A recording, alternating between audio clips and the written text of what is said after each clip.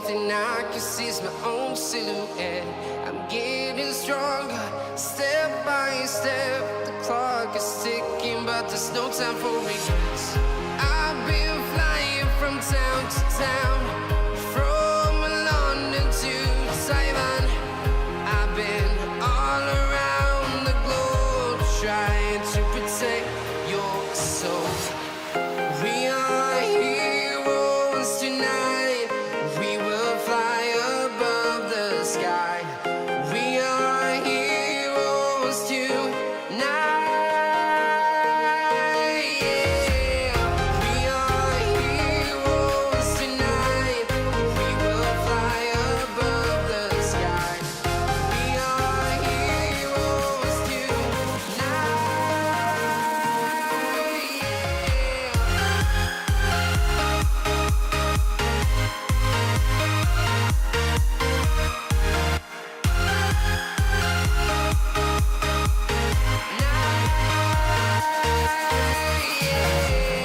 Feeling like a dynamite, ready to explode right up in the sky.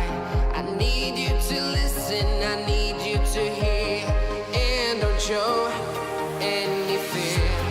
I've been flying from town to town, from London to Taiwan. I've been all around the globe, trying to protect your soul.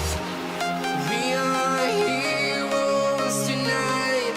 We will fly above the sky. We are heroes tonight.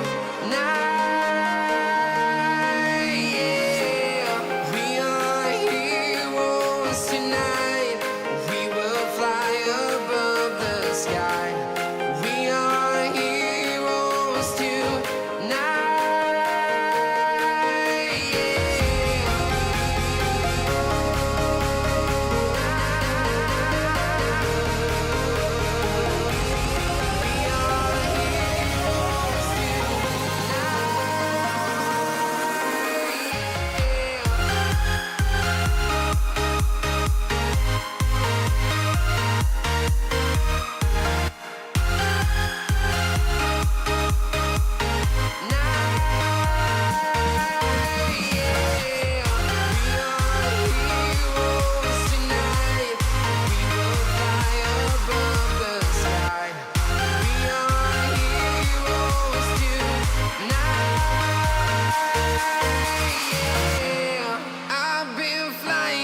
Town to town, from London to Taiwan. I've been all around the globe, trying to protect your soul.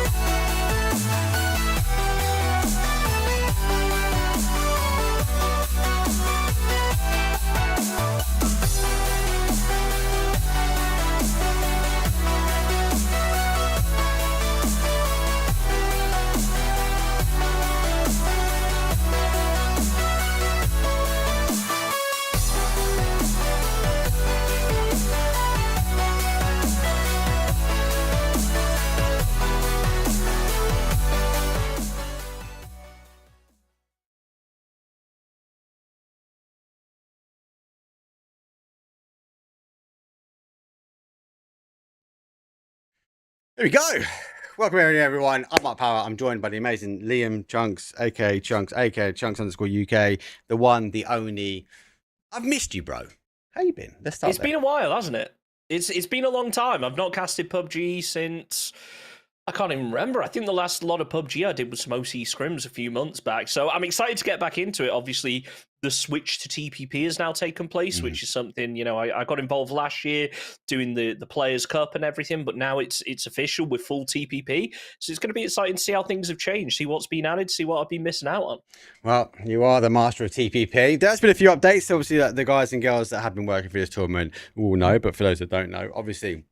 We're in the era of the LMGs, let's be honest and upfront here. So expect very hard to rotate, very hard to fly around, and teams to be denied access with the new LMG that have been added to the game. Obviously, the smokes and the additional with the smoke and the ability that we can displace smoke, especially with grenades and or cars driving through.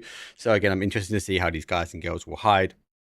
It's definitely first and foremost to mention that actually this is the first for me. I am casting and covering with Chunks a PUBG Indian league, and I'm excited to see this region pop off. Why? Because it has a big mobile PUBG coverage. This is obviously backed in with Squadone, and main sponsor obviously with E-Wave Gaming, obviously making this event happen. 35,000 rupees, basically first to fifth is getting paid. There is a total of 15 maps as we're seeing with the PGS. So we're literally, you finish PGS though in the day, take a little hour break, come back, and we've got some more action here because we are following the same rule set. We've got double wrangle with a mixture of Miramar, Tego, and Rondo sitting in the middle.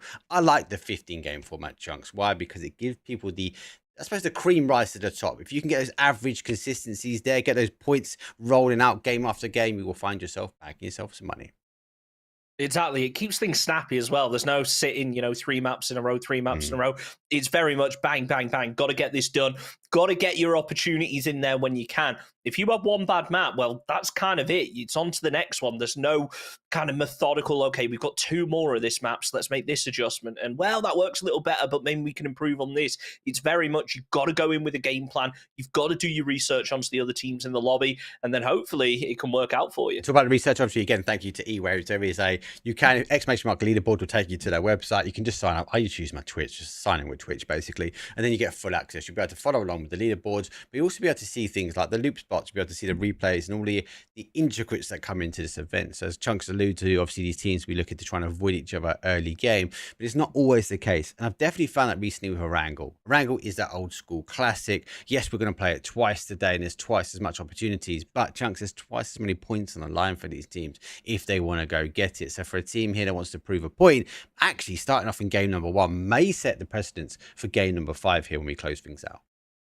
Absolutely. I mean, when it comes to a wrangle, I've got to look over towards the school area, though. We've got 3 teams in a very small area. Now, don't get me wrong, Rozhok is a little bit split off. You've got that hill that gives you a little bit of cover from school, from apartments, but still there's a chance that Koya and Ocean are both going to head into each other, and that will be an interesting early game fight, especially in this shorter format, because if you aren't winning those fights, you're missing out on a huge number of points over the course of 15 games. And look, what you're alluding to basically is Ocean taking Koya's card, Koya's taking Ocean's cards, and there's that split in the middle that will divide school and flats.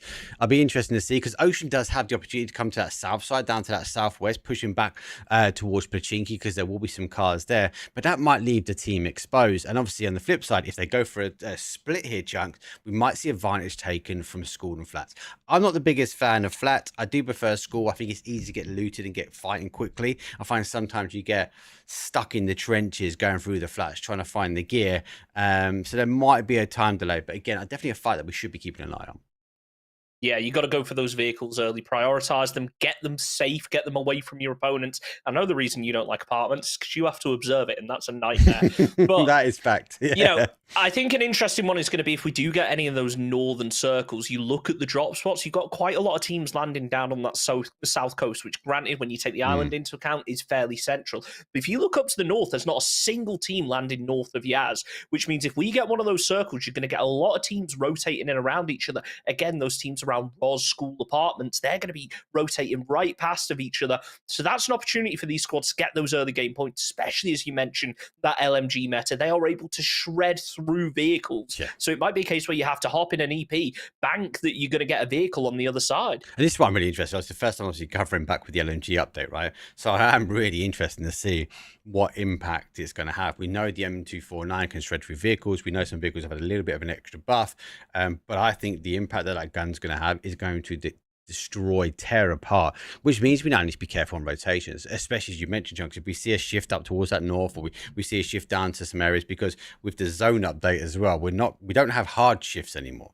So we can see a zone 4 still hold on to water, phone 5, phone 6 potentially still sitting into water. So we've seen these crazy games. So cars are going to be key if they need to rotate in, if they get stuck, or hell, a Hail Mary, so to speak, Chunks. You have to try and send it through the middle. If one of your team has one of these LMGs, I wouldn't be banking on you making it through. No, this is actually something that I've been asking for a long time from PUBG, so I'm really happy to see destroy the vehicles? I was asking for this back in 2020, man. I want to see those hard shifts eliminated, and that's something we're going to see now. Force those teams into those smaller areas, scrapping for cover earlier on in the game. Sure, it might lead to a bit of a slower end game in some scenarios, but I do think it makes it exciting. I'm thinking back in the day when we had people in boats medding away, trying to have a heal battle out in the ocean. I'm thinking back to NPL. Those were the good old days. But it's going to be interesting to see how this one goes. I don't expect that we're going to have any heal battles in the ocean, but never say never. It's PUBG. Anything can happen. We love a boat tape, mate. There's nothing wrong with a boat tape, but the LMGs will delete them. Those have no idea what we're going to. Have a look on PUBG's esports. Go to the main website or the battlegrounds and go to patch notes. This would be an interesting one, as I say, to bring to the table. Why? Because I'm intrigued. I'm very intrigued. And a wrangle. We've got 2 of them because I've seen how those rotate. As you mentioned, though, we do have a best of 15. There is prize pool, and this is day 1 of 3. I will throw my humble apologies out there. Unfortunately, I already have a booking for tomorrow because I am on the PUBG main channel. So Chunks will be covering. So don't worry, he's still going to be covering it, but he'll be on his lonesome though for tomorrow. But we'll be back again as a duo on Sunday. So I am looking forward to it, Chunks. Other bits and pieces worth mentioning, obviously, with the updates, the destructible terrain. For those, again, who don't know, who may not have been watching PUBG esports recently, there is a big change to the dynamic. Open fields are not open anymore. Why? Because you've got the pickaxe, you see the destructible terrain. And actually, I really liked watching PGS in the week because we actually saw the destructible terrain on the beach. It fills up with water. So I thought that was a nice ad, PUBG. Yeah, it's interesting. I mean, you say it's open. Is it fully open? It is still a little bit open, I should say, because you can only get so deep. You're still able to build out that cover, which is a lifesaver, especially if you're over in Gatka Fields or something like that, where usually it's a case of hopping from grass to grass. So it all depends on the verticality around it. When you're looking, kind of South Pachinki, when you've got a load of big hills around you, sure, you can get yourself some cover, but when someone has that elevation, you're still going to be like sitting out in the open. You are going to be sitting out in the open. The round is getting loaded. It's definitely worth mentioning. We have separate sponsors for our MVP. Keep Boys, Neo Tokyo, and the Originals all sponsoring, though, the MVP, as we will decide that on Sunday. Long awaited. As I said before, Chunks, I'm interested in this region. Why? Because mobile has been kind of the go-to for quite some time here. But I am really intrigued to see actually what they can bring with PC, because we know there's a huge amount of PC players sitting in this region. Yeah, absolutely. We saw them representing over PNC, we saw them in Discord, they didn't have the best performance, but ultimately, you have to be able to build that region. If you compare competitive PUBG now to back when it first started, it is a whole different world, and it's about getting eyes on, getting people interested, and giving you that regional competition, and that's something that we've not been able to see on a big scale out of India just yet, so it's going to be really exciting to see how these teams perform when they've got regular competition against each other. It's making people compete, it's making people practice, and therefore they're going to improve.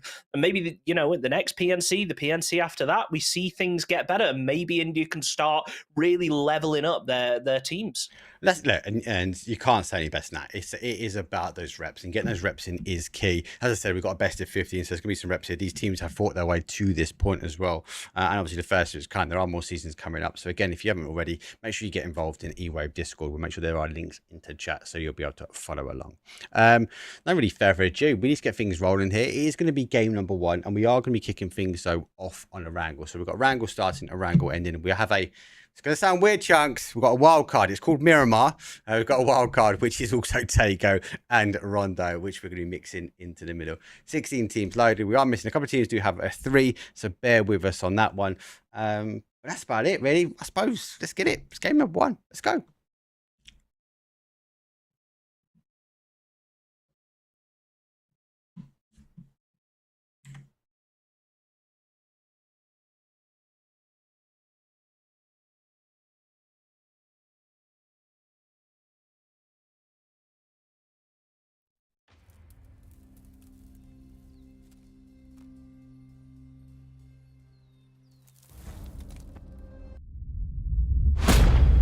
I've had a full mare. I've had a full mare. It's played the wrong bloody video sequence. It doesn't matter though, Mark. We're back in the game. I got a manual takeover here, Chunks. And as I said though, it is a match number 1. Flight path that coming from this one is going to be coming in from that north side.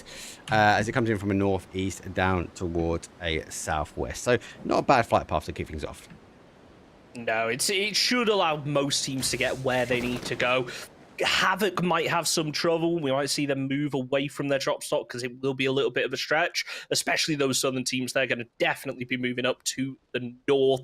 So it's going to be interesting to see how things unfold. Obviously, as I mentioned, my eyes are being drawn over towards school, apartments, Rozhok, see how those teams are going to attack things. And it looks like maybe up at the north, we could see an early fight, but I think we're all right for the time being. Kemper able to get away from that one. Yeah, this is the look. We're looking obviously for that school flats and see where the divide is going to be. So I just sort out a few things on my side. We can have a quick look at the map. We can watch some people fly in the skies, but we are now waiting for the zone to pop. I will send the disclaimer up. PUBG recent updates doesn't mean the PUBG observing is always the best, and we might see some technical issues, but we will work our way through it, guys. As I would actually plan to make that lower. Oh, that is a nasty starting game, Chunks. We are going very much over across on towards that east side, and as I said before, there is a hell of a lot of water though that is in play. Yeah, you got to feel for the team all the way up to the northwest and as an alternative drop spot, and now they've got to head all the way out through the east. You can already see the western side of the zone, just purely based on where teams have landed, is going to be really congested. Do we see that northwestern team move all the way around the back of through to Kameshki, maybe hold the north of the circle? It's going to be a difficult one. It actually looks like we might have a fight kicking off already over between NNN and RZ just on the east of Gatka. Who says that? They are already kicking off. I'm waiting for the reinforcements. I see half of them, and there goes our first victim. 4 guys take the first, but the reinforcements though come straight in. It's going to be a full commit. Does actually go around, exposing some of the angles, try and get the opportunity, but no, they are going to give up. They are going to break away, and actually, for a solo here, he's got reinforcements. No vest, can't be taking a glancing shot at all. No, already a bit of an early chase going on as Enko tries to get over to the rest of the team down at the south chopstick. Should be all right, but no. 4 guys are just committing onto this now. Are they aware that the rest of the team are down here? Do they think it's a solo player trying to isolate it? They've already completely surrounded him. There's 2 of them together going for the spray, not able to connect just yet. There's 4 guys. Ninja takes down Enko early on. There's a level of aggression, which is good to see. Again, we're over a 15-point series, so getting some of these points out early, getting some of these knocks early on is going to be critical for them.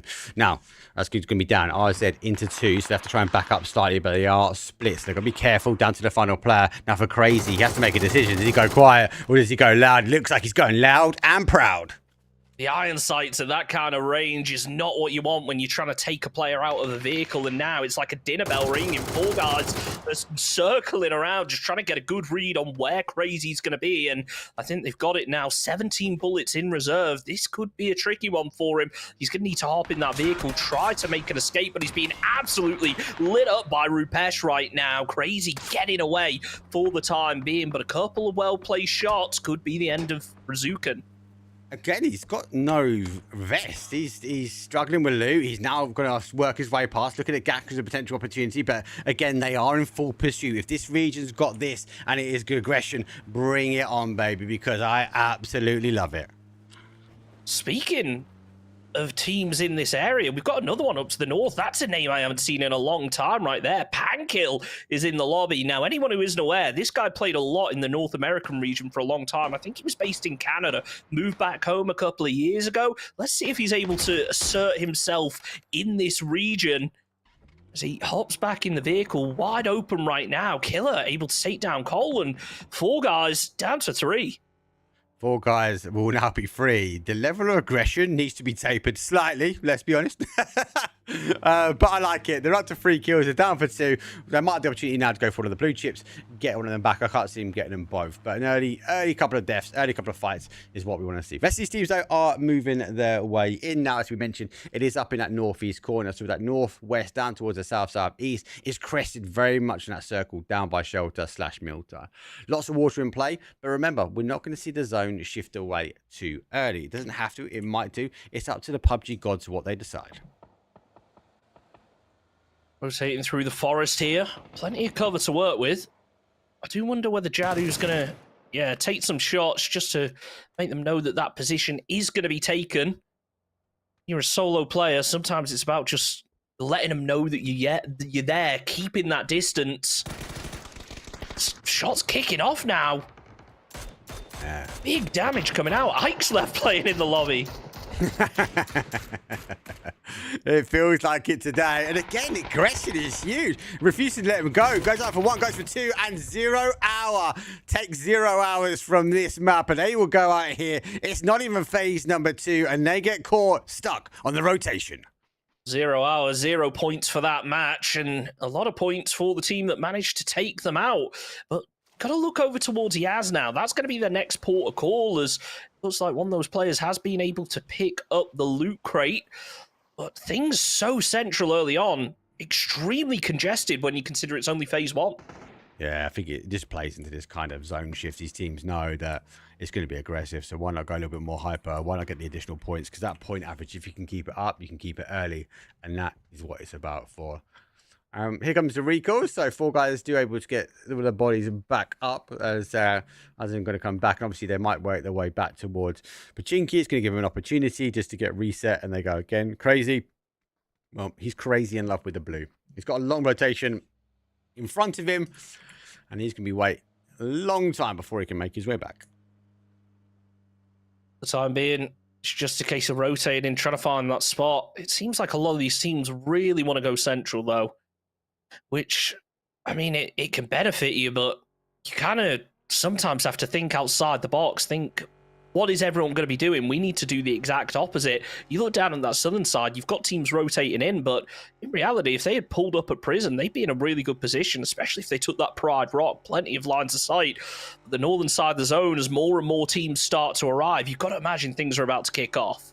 Yeah, and you've got to factor in, actually, that Pride Rock might be a really strong place to be taken here, especially obviously where it sort of comes back. If it bounces back towards the south side, then obviously you'll be looking for some higher ground to give the elevation. Mansion obviously already taken, good play from them, obviously taking out central zone, not quite known, but we are seeing a massive split here. Instead of taking a big split, taking a lot of potential hard cover, and at the moment, Chunks, they haven't been contested. These teams have kind of threaded the needle through into the forest, and for the studs, well, it's a stud-like ending to that vehicle.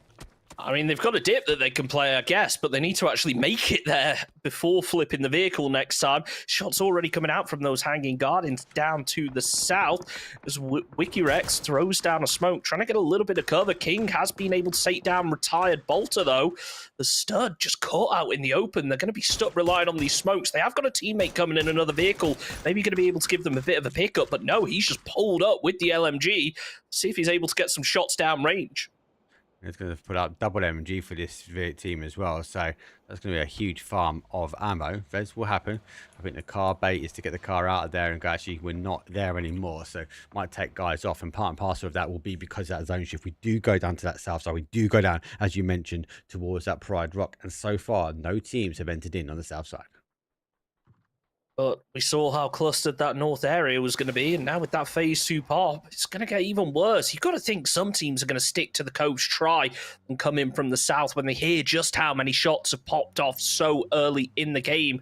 As Koya have already taken their position, should be pretty happy with it, but they're going to need to get ready to defend. Hope they got a lot of ammo ready. Koya actually sending Andy Koya out early, getting absolutely lit up on a bit of a scouting mission. Yeah, he's tried to go forward. He's taken too many shots. He's now come back. I think the call was to go and take the compound away. They do. Send out, obviously, with a big split. They've now been exposed from it. Again, hold on to the compound. I know it's phase 2, Chunks, but a massive 2-1-1 that are could be holding individual compounds themselves, because heaven, you can find that 2 teams live there comfortably, but Senna, they're just claiming like their real estate. I can't help but notice as well, Four Guys are still down in Pachinki, cooking out in the blue, and they've still got Crazy further off to the west, really taking their time with the rotate here. You got to think they're going to be punished sooner or later, as Infected tries to make a rotate, already lost a tire, but manages to keep control of the vehicle, should be able to get just over that ridge and get away to safety for the time being. There's a way to get in, and it's What's If Live's going to be able to see this hell of a lot of non-opportunities up in this top side. The rest of his teams are already there as well, so he should be making the call. Actually, guys, south is clear. As I said, they have been caught up, so taking the compound here. Retired Bolty on the outside, and he's looking for a close-range bolt to the soul. Retired Bolter rocking the RPD. I think he's maybe got the info of the team over to his east, but he's trying to keep his head down for the time being. Havoc finally making it in, and Pankill's going to be the first to fall. Dante takes him down with the Mini 14. He's not able to crawl behind the vehicle in time. Unknown player also going to fall as Killer trying to make something happen with the frag grenade, throws it over towards Infected, but he's got a good read on this one, backs away, he gets the flush. That's an extra point in the bag for Orc Esports, with only two players left up. The rest of Havoc, though, come in for the pinch bets, catches him with the spray, gets stuck on the vehicle, but somehow manages to make it out. Killer gets the call and makes the push in, and down goes Infected. Oh, we well played. He even knew he was going to make the push. He stuck it to him as well. And lucky for him, he did get caught. And obviously, he's had huge amounts of damage. Rest of Orc, though, sitting in Lepovka. Zone is about to pop. And we get to find where this one decides. Sorry, I've got to interrupt a second. Four Guys have now identified Crazy out on the west. And rather than trying to rotate in, they're focusing on the kill. It looks like the res beacon's gone off. Yeah, he's got the recall. That's why. He's made a play for the res beacon, and they've gone instantly back. But I don't think he knows there's a player at the end of the road here. He's got the M249, the old school LMG, but it is the era of LMG. Crazy sacrificed his life, but he sacrificed with the opportunity of a leapfrog for his boys back in Lepovka. Yeah, over in Lepovka, though, you've already got two teams. You'd imagine most of the place is going to be looted already. Now it comes a question of, are these players actually going to be able to make it down, get some points out of this game, or was it a bit of a wasted victory? Maybe Crazy as a solo could have made more happen. Only time will tell, as everyone now starting to make a move, realizing the urgency, because on that north area of this zone, there is not much space to work with. It's a very open plain. We'll have to see if those pickaxes make any difference. Oh, we know they should. Initial shots will come through. He's going to click dry on that 5.56, though. The boys from MB will rotate round, but it's kind of that top side that's going to be the problem here. A lot of teams, especially Ocean, now looking to try and take the Ocean side. And it's a full Mayday, and unfortunately, though, they get caught not just once, but twice. It's going to be the dream. Final player for them is UAV, but Astro will be looking for some astrophysics, as anything he can do is take the plunge. Yeah, and you got to think his days are numbered unless he's able to just get behind a rock. But look, he's not even inside of the zone right now. I think he might even consider just going down, drowning himself, denying the points. But it's so early on in the game.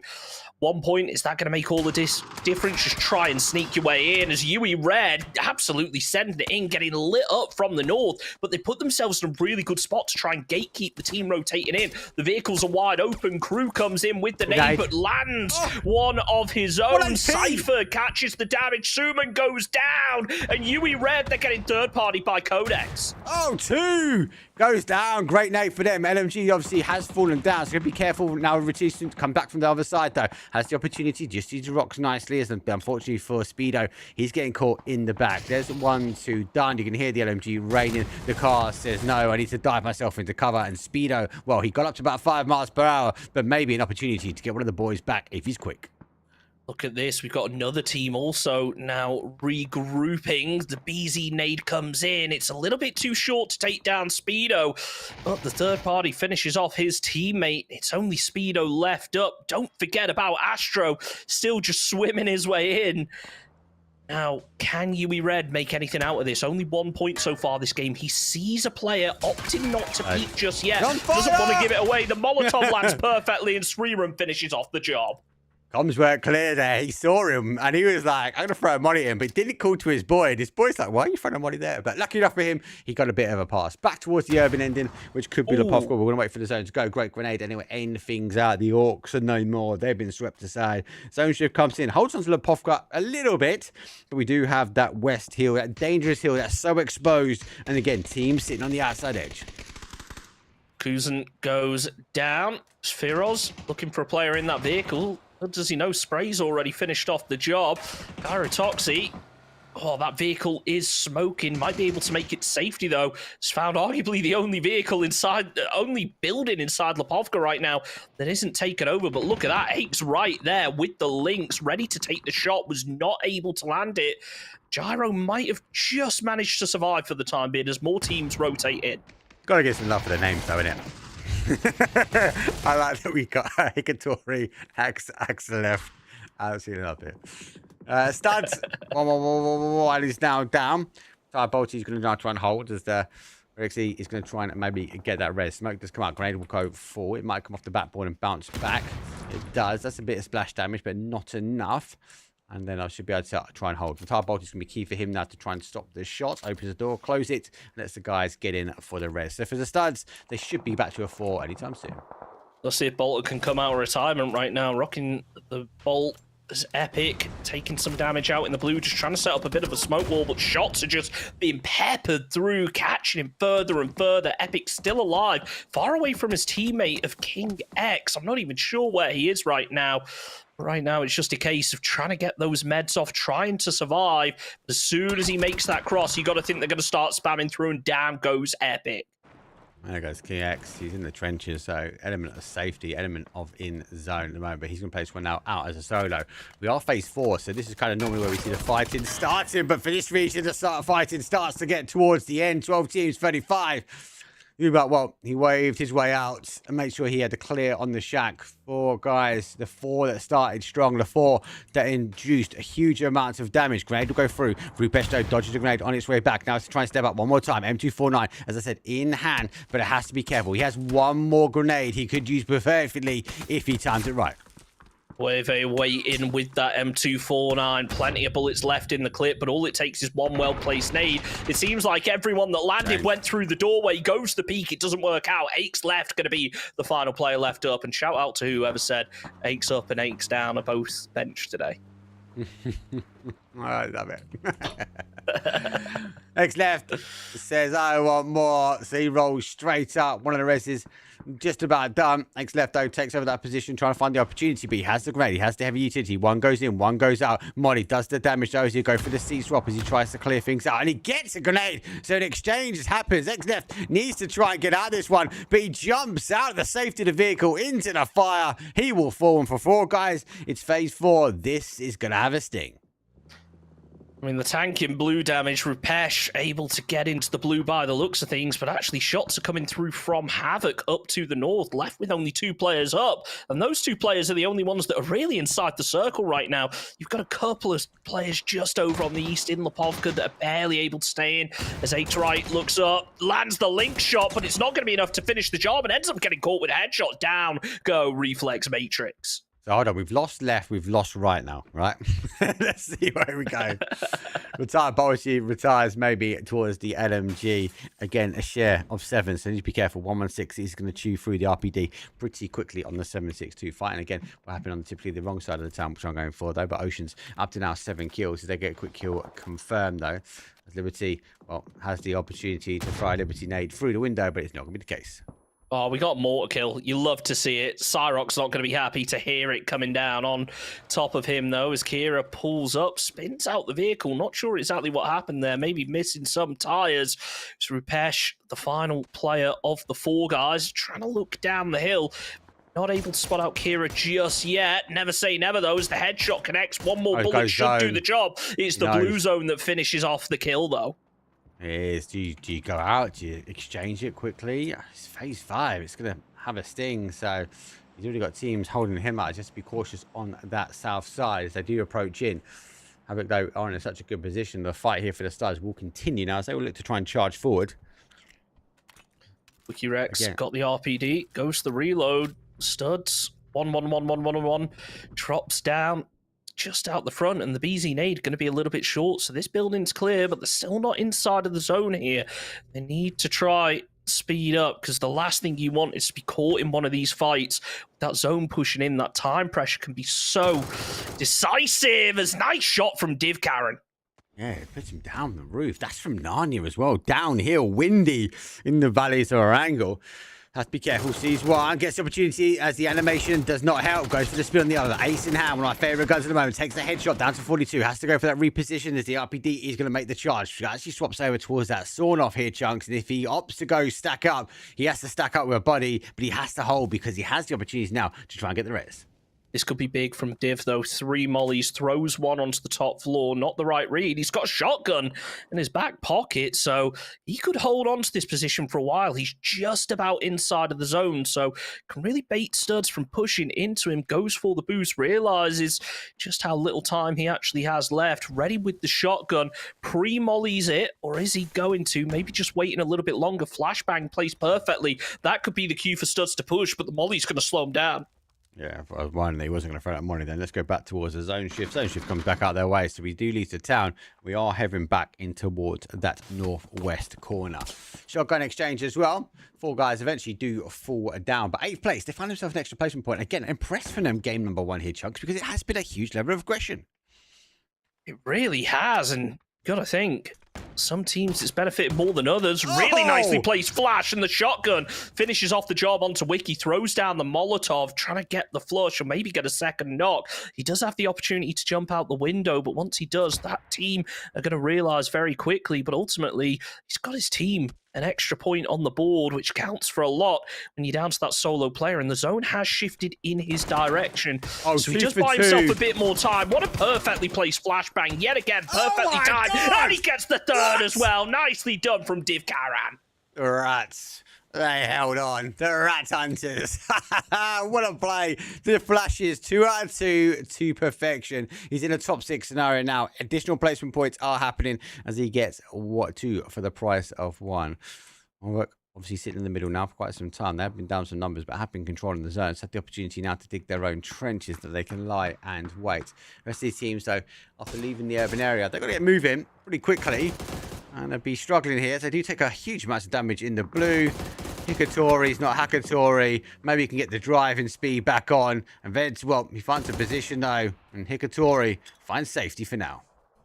Veds throws out the nade. Is it going to be able to connect? Can Hikatori get the heal in time? Yes, he can. And the UAS perfectly blocks that nade. The second one might not be so lucky, though, as the blue tanks the damage. Hikatori goes down prone. Just trying to get an angle onto Veds, but the tree providing too much cover. Tries to deny the points to the blue, but Veds able to pick it up and makes it into the top 4 for Havoc with only 2 players left.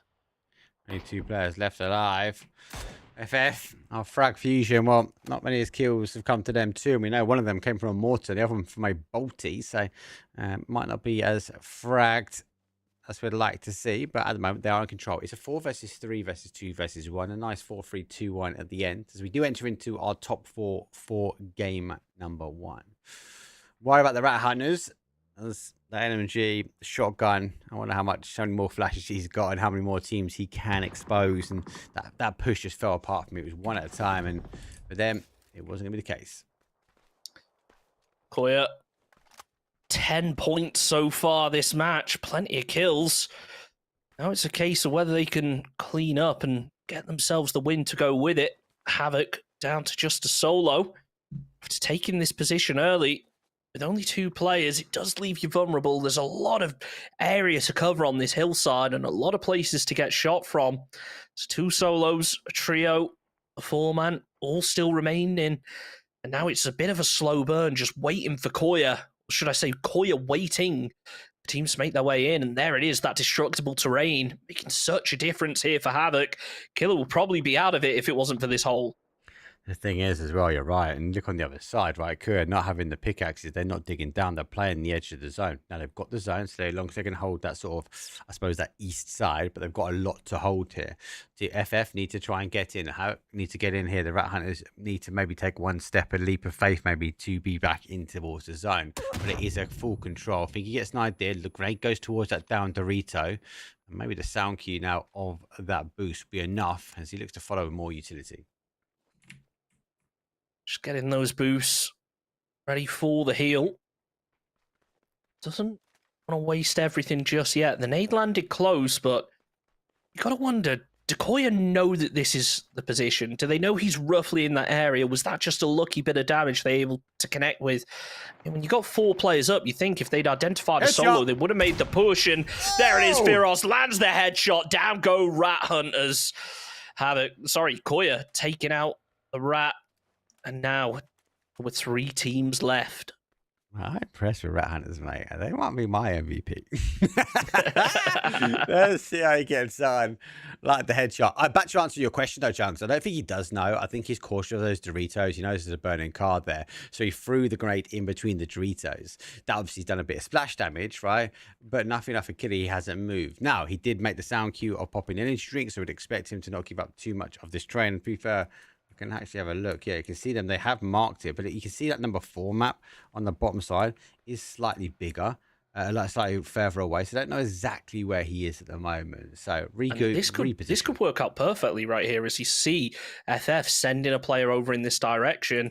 Firos is fully distracted, so maybe the shots from Dante when they finally rain out is going to be enough to distract Koya and take them off of the trail here. It could work out well for Havoc, but not to be, as Killer does get spotted out, and now down to the final 2 teams. It's a 2v4. Dante laying prone. He's got a whole lot more info than the opposing team, though.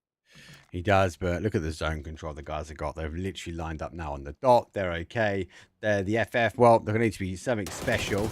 Need to try and get one, but with a headshot like that, it is going towards the wire. It's a 4 versus 1. The drive come by. Don't know exactly where he is. They jump out. They do know now. Shots will come through. Gets the opportunity to try and get one. Flash has to try and get the pause and break, though. But if he spins up too much, he's going to go down. And Koya with a victory. 14 kills, Chunks. A 24-point game. Open things up. So impressive to see from them. And the interesting thing I think about Koya is they didn't get super aggressive early on. They really built up that momentum throughout the game, unlike a team like Four Guys where, yeah, they were able to get super aggressive early on, but it didn't work out in the long run. So a really interesting one to watch. Am I right in thinking that's the first Erangel and we got to wait till the end of the games now for a second? we do. 14 kills, obviously 24 point. What a way to start things off. Rat Hunters, geez, 8 kills. 3 came from the compound. 2 from perfect flashes, but we see Four Guys with 6. Ocean Gaming got an 8 as well. Squad Matrix got a 4. So there's a few of these teams really hoovering up a huge amount of points. Anyway, let's have a quick break. When we come back, though, I need to get things reset, fix a few bits and pieces, but it'll be game number 2. Don't go anywhere. See you guys in a few.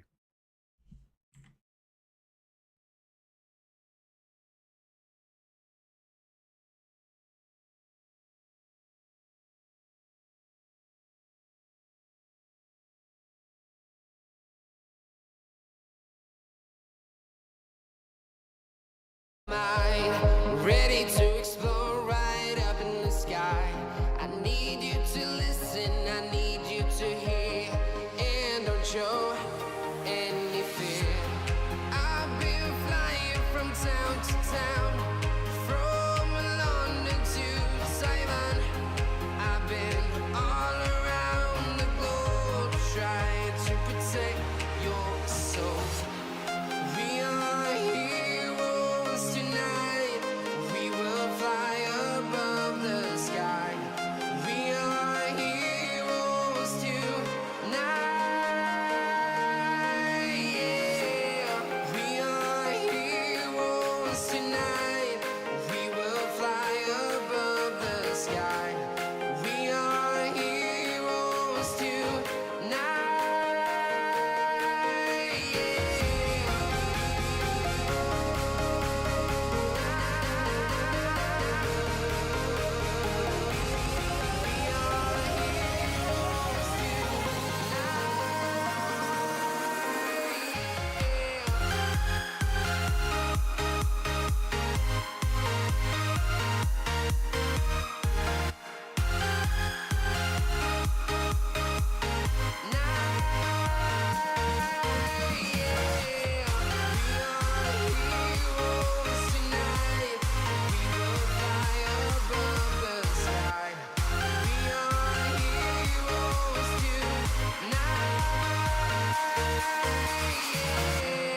I've been flying from town to town, from London to Taiwan.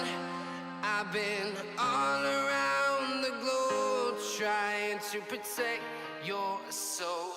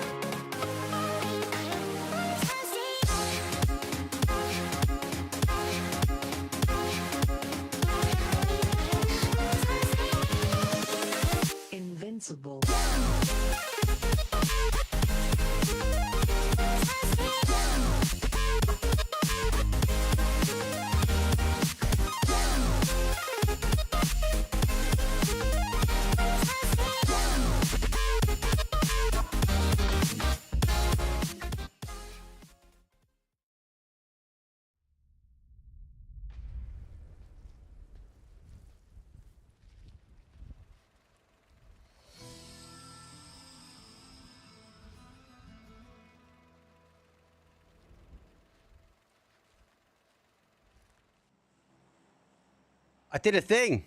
I did it right. You got it right this time. One game. I got 14 left to go. Flight path for this one is southwest, up towards the southeast, maybe east. But it does favour the lower side of this map. So south we're looking.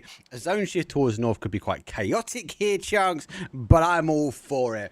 Konya, our team which take out game number 1 with a whopping style. And don't forget, guys, I try and bring the leaderboard though on the breaks. Won't do too much on the obviously the live stream, but you can follow along. Exclamation mark leaderboard. Get yourself involved. Get yourself on the E-Wave website. So a very southern flight path to kick things off here on Miramar. See how that plans out. Just a reminder, you can also check the drop spots over on E-Wave, so make sure to check that one out and see how much of a headache this is causing for so many of these. Yeah, especially this flight path is not going to be great. Those teams obviously jumping out early, trying to extend towards Monty. Quite normal for them. Tributary will be interesting. Interesting to have it, obviously getting that for completely free. And obviously that south hold will be really good for them. Lost Jones obviously holding 1 as well. Couple of shots going backwards and forwards. We wait for this zone to expose. This one pops. Still never done an island game, and it's still not going to happen for me. So one day, tomorrow. Hey, we'll see. Yeah, early shots coming out over on that western side. You can see a couple teams landing around each other. I really thought that the main fights were going to come out down at Lost Leonas, but now we got 3 right now. The Sandwich Slayer hops out the vehicle. I'm not sure whether he's aware that Ripjaw's in here, and this could end very badly for him. He shot him. He shot at him, and the sandwich still pulled up, mate. This guy has got to be some beefy sandwich, like, to put up for this one. But let's see what he can do. He does get a lid and a helmet and a vest now, M249 with a shotgun. So arguably they've not applied pressure quick enough. And for Jaws, well, the sandwich was too much of a bite for him. So now trying to get away. Rip is just getting lit up on the vehicle. Eggs left, out of ammo. As the rest of the squad leaning out the side, trying to make something happen, but it's not to be now. The rest of Ripjaw has regrouped with the rest of his team. You got to wonder about this team now, though. Where do they actually go? They committed so much to this fight early on. Have they been able to split up and scout and see that places are actually free? Only time will tell. I gotta say, SQ down on the south, splitting up, taking that southern island, it's actually worked out really well for them here. Yeah, they're gonna be happy with this one. I feel like this is gonna be the next fight that's gonna happen, though. Yeah, they've conquered a lot of terrain. Obviously, the north is gonna be open and for free grabs. As TRX will now put up, they should be able to find a bit of freedom. There's so much. Picardo, Power Grid, completely free. Teams obviously will get an opportunity. You'll be obviously going for that rotation round. Not bad play from them. FF obviously going to have to play in towards that area as well, but a lot of people might dodge Picardo with an expectation chunk that people should be there. Gotta think so. You know what? I don't think that this squad that we're currently observing is going to realise there's a team directly ahead of them. As the vehicles send it in, Ake's right, looking over towards Ake's left. I think he spotted him. I love that. Probably about to meet in the middle here. Yeah, we get Accenture. The car's going. He's definitely heard him now. They are going to slowly just pull away from that one, as I suppose he's going to get the opportunity now to also leave. Just keeping their distance. I think a lot of these teams probably scarred by last game with the amount of early game action that we saw, playing a little bit more secure, a little bit more passive, and I feel like Miramar definitely leans towards that play style, especially we always talk about the choke points with this RPD meta now and how quickly it's able to shred through vehicles. I think that just trying to keep those vehicles safe, keep your distance in the early game can really benefit you in the long run. Yeah, that's what we're waiting for. Miramar, yeah, you're right. Has been always a slower pace. I lean towards it as maybe one of the stronger esports maps because it has so much to offer from high ground, low ground, urban endings, open style. We then add in this destructible terrain. I spoke a lot about it on broadcast about I feel like the destructible terrain for me has become this kind of final piece to a puzzle where we've got the Panzers and the BRDMs and the mortars, etc. Right, and people have opinions on that, and obviously some for, some against, and that's totally fine. But I'm when you all look for. at yeah, me too, because I we're love the casters, chaos. Yeah, exactly right. But when you look at all of those, even if you're against it, the destructible terrain makes it more relevant. I think the next step, the next phase of this, and maybe the final phase of this, is destructible buildings. Like, if you can mortar a building and it can take damage, if you can panzer a building, it can take damage. And we've seen it. We've seen it on our Sandhawk, where they obviously PUBG developers have worked in it. It's a huge uplift, but so was the uplift for the destructible terrain. I started to panic when you said that. I thought you were talking about Karak, and we were just going to see bombing zones take down entire buildings. Look, I'm all for taking a wall off, taking a door off. I think it does add that extra element to the game, but yeah, I ain't all about, a building collapsing while someone's in it. That's not for me. That's a bit too much chaos, even for my standards. That's because it's normally us, mate. That's why I'm trying to hold we an can never angle. make it to a compound. We can't make it out the drop. Very, very true. And these guys are going to take the opportunity now to have a little drive round. And then the big 2-2 split, they're going to be a little bit greedy here. He's not double on fives, lucky enough, because he's only got 30 in the chamber and 90 in the back pocket. He needs to be careful, needs to be cautious. A lot of cars rotating round past him. You'd expect them to potentially have a little look at this compound. It's now the second, it's the third time they've gone by, and yet he hasn't taken the bait just yet.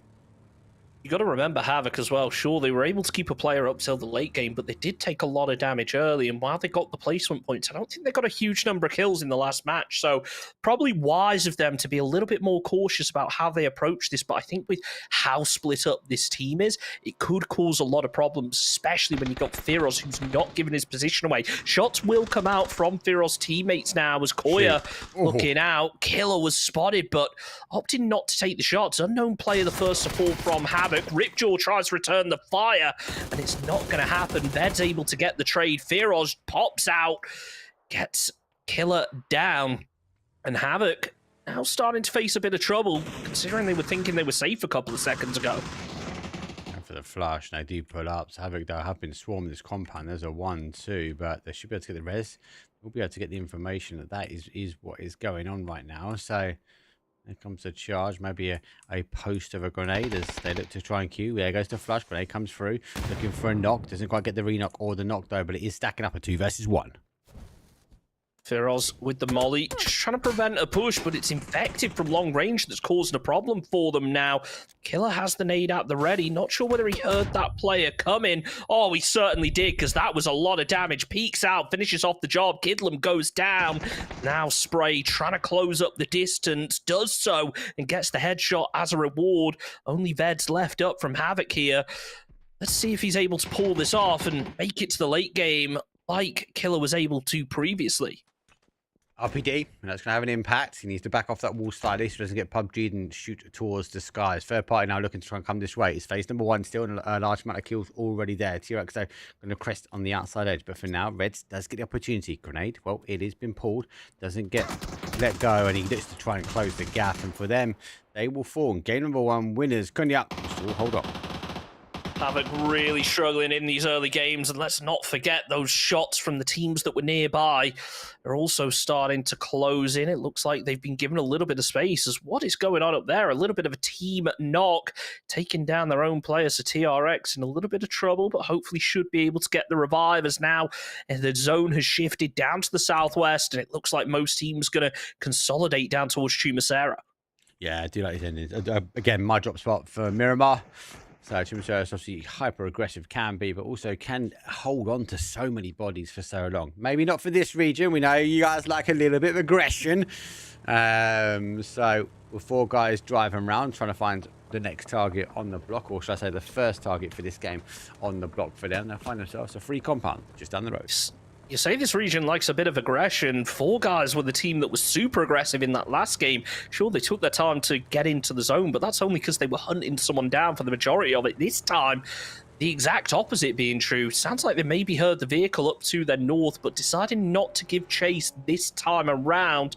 As it looks like Jarosol able to scout out that compound, calls it out, and actually 4 guys, they are going to head straight in towards Orc after all.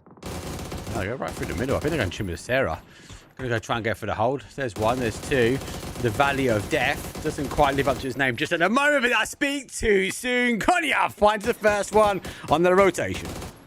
Nicely done to get that knock, and ultimately going to be able to get the flush as Orc tried to steal it away. Now they're focusing over on Koya and nearly managed to take him out. 1 more bullet and it does the trick. Infected gets the knock, but again, I think he's behind just enough cover. Should be safe. Oh, Kidlam able to pick apart Infected's cover and land the double headshot. He got caught with his hands in the cookie dough there, Chunk. C4, he could get the flush, but the second peak wasn't to be. Most of these teams have rotated in. Stud's just on the outside of this north. Obviously, UEG obviously looking for the path. There's also higher ground, so you've got to be cautious how they get in. And we'll have a couple of choke points. Again, more teams still coming on this north side. No one really rotating around into the south to southwest. Sandwich being the first one to try and take a bite out of this zone, but he isn't going that far. Again, caution is the word. I think caution, it's a lesson you got to learn sometimes, and maybe for some of these teams that didn't get aggressive in that last game, now getting aggressive early on, potentially getting punished. Doesn't look like Orc are going to be able to get Effective back up, and the rest of the squad could end up getting pinched here, depending on how Stud decide to rotate, but it looks like they're going to try and take that Brickyard Hill, get themselves some vantage, then make a move based on what they're able to scout out. Yeah, it's a good play from them. Wouldn't be a bad stopping ground, right? We're not far away from seeing the next zone. See where obviously crest down. Another southwest shift could be pretty horrific for this team. Oh, and actually plays up towards the northwest. Arguably for a lot of these teams as well. Store not a great shift. Surprised no teams are on that hill south of Chumacera right now. It's a really 100%. Powerful position. I think a couple of teams are probably going to rotate in there. And not even just towards the compound, the hillside down further to the south of the zone is really, really powerful. Sure, you can be a bit exposed, but now that they're going to have that blue zone covering them from behind, it means that they can focus their fire in one direction. And provided that the circle shifts down south again, they're going to be in a really good position going forward. But shots are starting to kick off over and towards the rotating teams. Yeah, FF going to try and take those shots, though. The Sandstorm will provide the cover that is needed, and the confirmation should be done. Astro, you're going to fall down. I'm still intrigued that so many teams haven't taken that southwest corner. We're seeing an entry now coming in towards Chimicera. T-Rox being the first one, but it's a breach for the compound now on the south side. MB going to stack things up here. XLF, though, sees the opportunity, takes it to step out, gets their shots, doesn't even take an inch of damage. Nicely done there from Mathrabad. Closes the doors. The rest of his team now taking a bit of an engagement. Mark got a bit too excited with that transition earlier because he's forgot to change the match number. So just a reminder, this is match number 2 as Aixlif catches the spray onto Captain Future, takes him down. Can he make it a third? You caught me. You caught me. I can't see my return feed, so I rely on you. That's your one job, and you waited. You waited till phase 3 to tell me, Chunks. Absolutely terrible, brother. I just didn't want to break your heart. You were so excited that you got the transition right this game. Squad 1 down to 1. One thing at a time, Chunks. It's all right. We're going back to Wrangle next if your transition says anything. Toxie trying to make a final stand for the rest of his team. The nade not able to connect over towards Aches left. And, well, he's only got so much space for utility. He's going to run out sooner or later. Oh, and, yeah, they got a BRDM. This is about to get interesting. Yeah, they're able to just completely scout this compound out, hold, lock out, wait for teams to come around, TRX on the top side. Yeah, I'm interested as well. They've got, remember, the LMG will take a massive amounts of damage, right? So, yeah, you've got to be careful where you try and path it, but especially in recent, especially on the main circuit, the S tier, the RDMs have become behind the ridgeline in safety, scouting information, a mobile fortress, mobile cover. But LMG, that's a counterplay now for that. And Sandwich, well, if the RPD was in the other hands for Toxie, he might be having something to say. Look at this, though. Aikslef pushing out, using the BRDM as a bit of a scouting tool right now, knowing that the backside of that building's going to be free. Molotov in hand. Hopefully they're able to hear it, so they're not going to make the push just yet. But all it takes is one well-placed nade. The flash is going to be a little bit short. Aikslef with the shotgun manages to connect, but just not enough. And a beautifully timed nade to take down Squadone in 15th. Well played. At the BIDM, knew exactly where it's going. We knew where that grenade was going. We didn't know where the zone was going. Back to Brickyard. The Studs get a complete pass when it comes down to late into zone. First into phase number 4. So, look at this from Drew, though, taking the long shots. He needs to get the rest of his team up there quick, but it's not going to happen. Caught with the shots. And Sandwich Slayer able to get the knock now. Only Div left up for Rat Hunters. I wonder what he eats in his sandwiches. Just anyone knows him out there, please let me know. Surely chicken, right? Might be chicken dinner. That's what I'm thinking. That's what I'm alluding to. But it could be something spicy. It could be a nice one. It could be like a multi-kill version of it. Now, though, let's see how TRX are able to cope with this one. They were down to just a single player only a minute ago, and now, well, the tides have really turned. They've managed to get the knock over on towards Godex from Rat Hunters. As Div gets taken out as well, that's Rat Hunters down in 14th position. Now TRX do need to make themselves a bit of a rotate, but they aren't in a terrible position when you look at where other teams are based.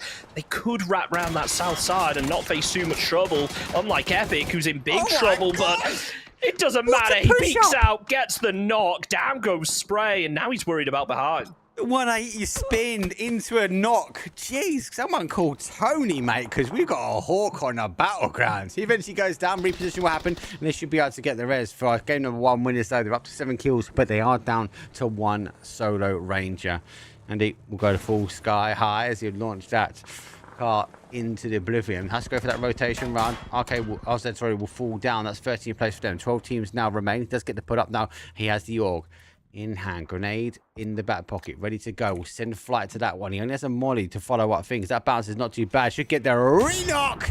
Does get the re-knock down. Nothing goes to claim.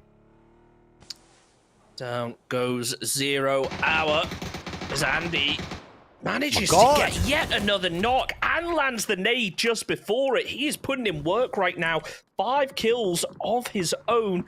That makes it 8 for the team this game. Sure, they're down to a solo, and you've got to wonder in a position like this how much further he's going to be able to make it, but putting in some serious numbers. A lot of the time, players, when they're solo, they prefer to snake, prefer to keep their heads down, but that's not the case here with Andy. It's not the case, mate. When you got Andy in your side, mate, you run the other way. Ocean, they're going to try and set up an Ocean in the desert. Let's see what they can try and deliver for them. UE obviously coming on that top side. They're pretty safe. They'll try and hold this ridge really well. It is phase number 4. We're looking for phase 5 shortly. But what concerns me the most, Chunks, here is the amount of teams that are sitting on the outside edge. They are all sitting out on the east here. We've got a couple sitting on the north side. The rest, though, sit pretty much though next to each other at arm's length, and the zone shifts one more time back towards the Studs. This is really good for Studs right here. They've got the high ground. They've got a nice ridge to work with. I do wonder how far over the edge of the ridge they're going to be forced into with this zone. It may end up leading to them getting exposed, but Squad Matrix goes down as what is live there with the M16 trying to land some long-range shots over towards UE Red. Not able to connect with any just yet, as it looks like they're going to be able to bring Speedo back into it. My real interest, though, is these squads over. Ichuma Sarah trying to make their rotate out. Crazy Dude with the M249 takes down Shivam, and that's Jungly Senna out in 10th. At that RPD, you can hear it. It just rattled the car. It's going to be down to Studs, as you say. They've got the position. They've got a little bit of higher ground still remains, but they've got all the information. Teams rotating in. And as I say, no one's really now pushing in towards that south. So you only have had one now play in. Middle of the zone is all 3. And everyone else who has to leave Chimbasera, they are going to all sort of meet at a single point of entry now in the southeast corner. This is interesting from Studs. I don't think they're sending this player all the way down the hill. Just kind of halfway to cover them when the time comes to make a rotate, but it looks like he's actually moving back after all. Cypher takes down Krang. There's now Srang, as he will be flushed out. Looks like UE Red getting ready to make the send down towards the compound, but If they delay one by one, they're just going to get taken out, which we've seen now, down to just 2 players left up, as iCrew just waiting, maybe expecting another squad to crash first, but honestly, you just got to commit to it. They played it too slow, they've been picked apart because of it, and now OG getting caught out with a frag. One thing that RPD doesn't have, and that's the ability to shoot 2 different rotations at the same time. So I think you're right. They've made a mishap here, and he will go down. He's going to fall 9th place, just outside the placement points as we now enter in. 8 teams remain, 24 players, and the standoff is real. It's the calm before the storm, because, yeah, the BRDM is next to move in, but it's got the ability to do it in style.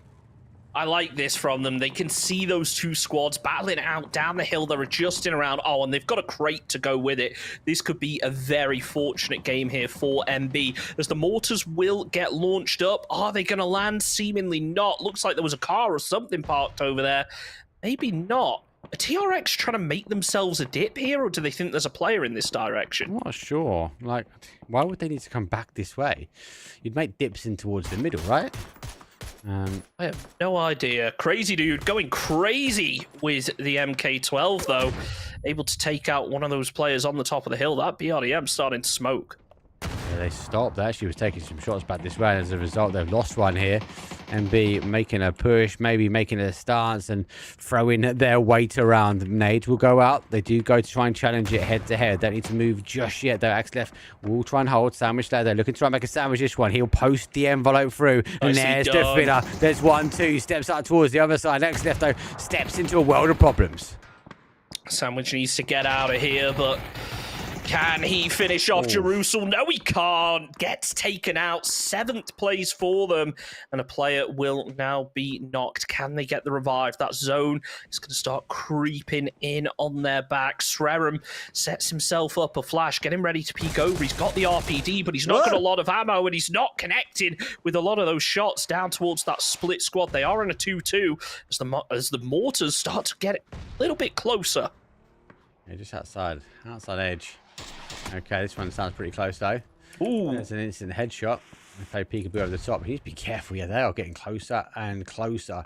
Obviously, teams, though, are committing. UE did obviously commit down towards that south compound, so I do feel like they lost part of their team pretty cheap. Studs now losing their zone as well. Everyone else has to find safety in zone.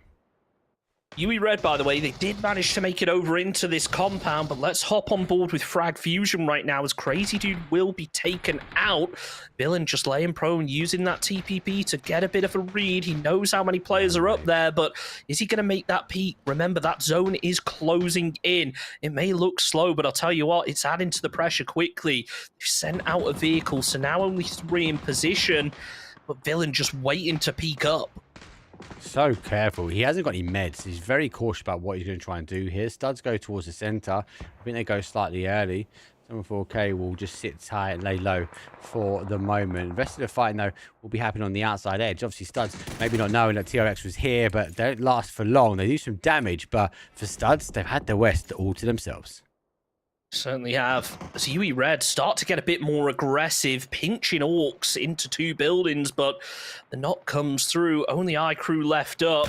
BZ's close. The frag's even closer, but Crew manages to stay alive for just that little bit longer, gets the heal off, going for the revive, and you got to think Orcs, they should be pushing this one with only 1 player. They've got the advantage as OG managed to get themselves yet another knock, and the BRDM, it somehow still survived. Survived, reset, and away it goes. They'll be happy. Ocean will get a little bit of a pass as well.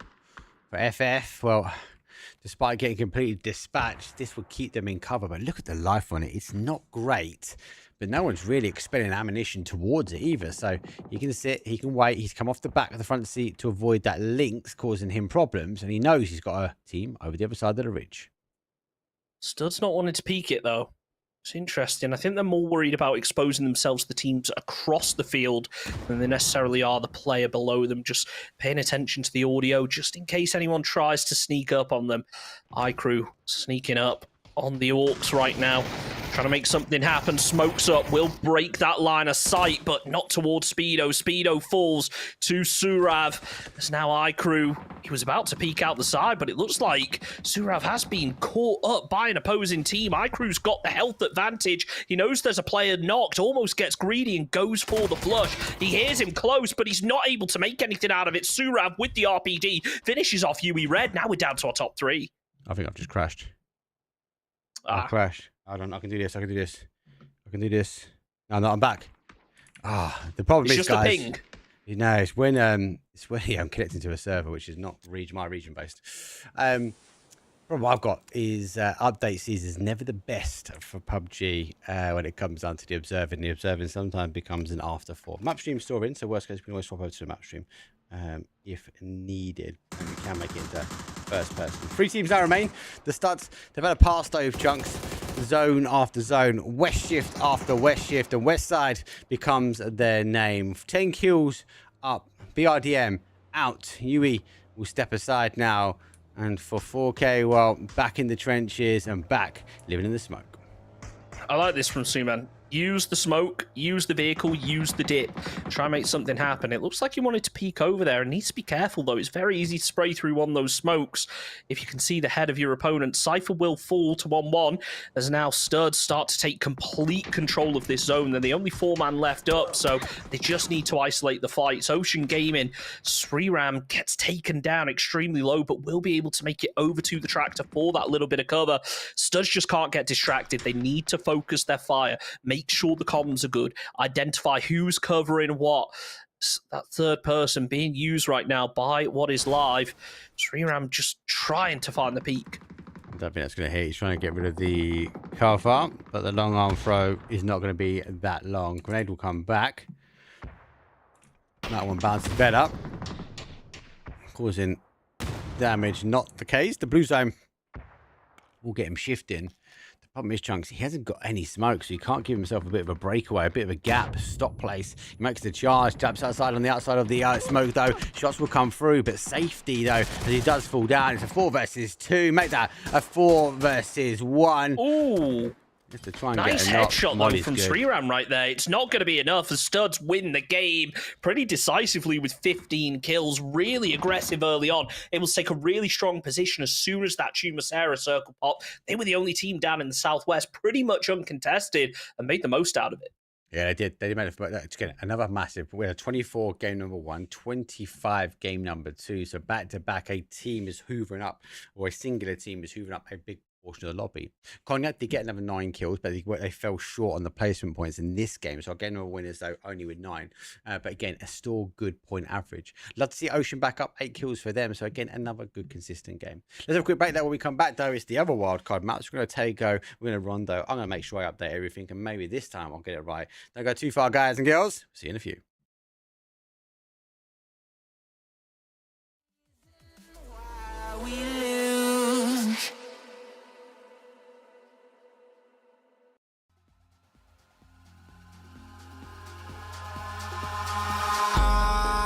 In the sky, gazing far into the night, I raise my hand to the fire, but it's no use, 'cause you can't stop it from shining through.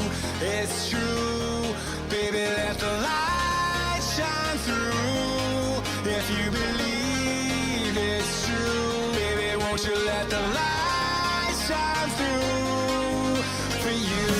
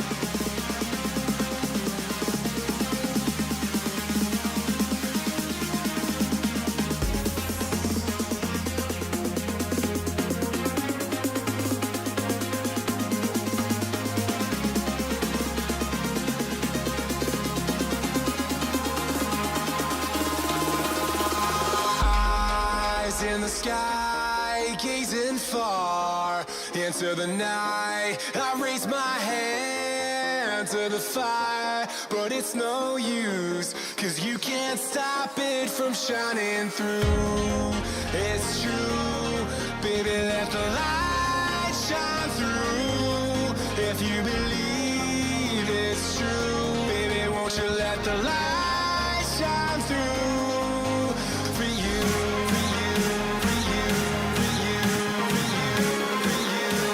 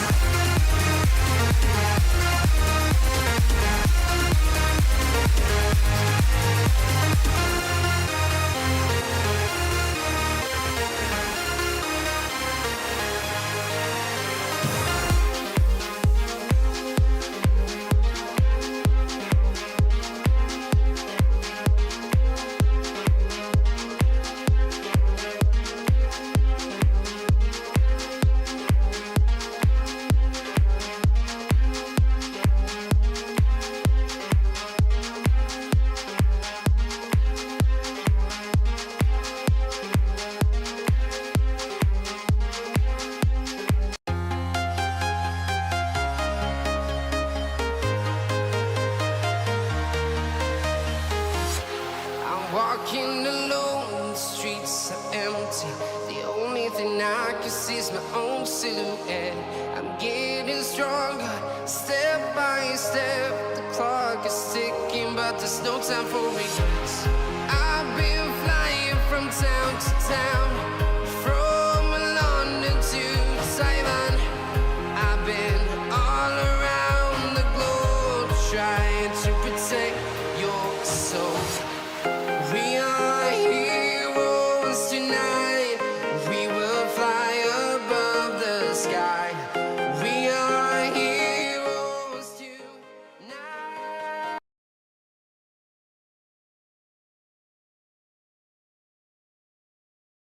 We will fly above the sky.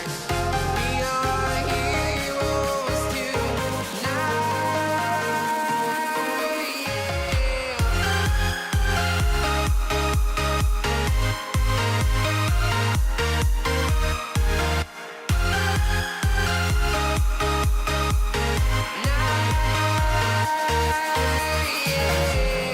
Feel like a dynamite, ready to explode right up in the sky.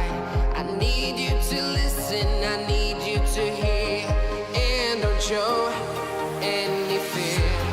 I've been flying from town to town, from London to Taiwan. I've been all around the globe, trying to protect your soul.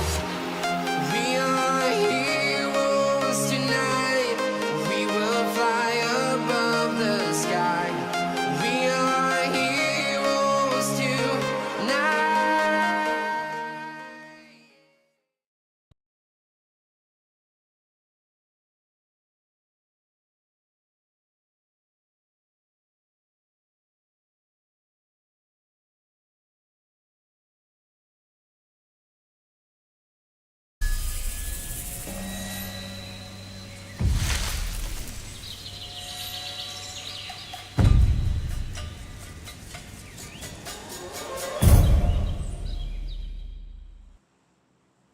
It's take time, Mark.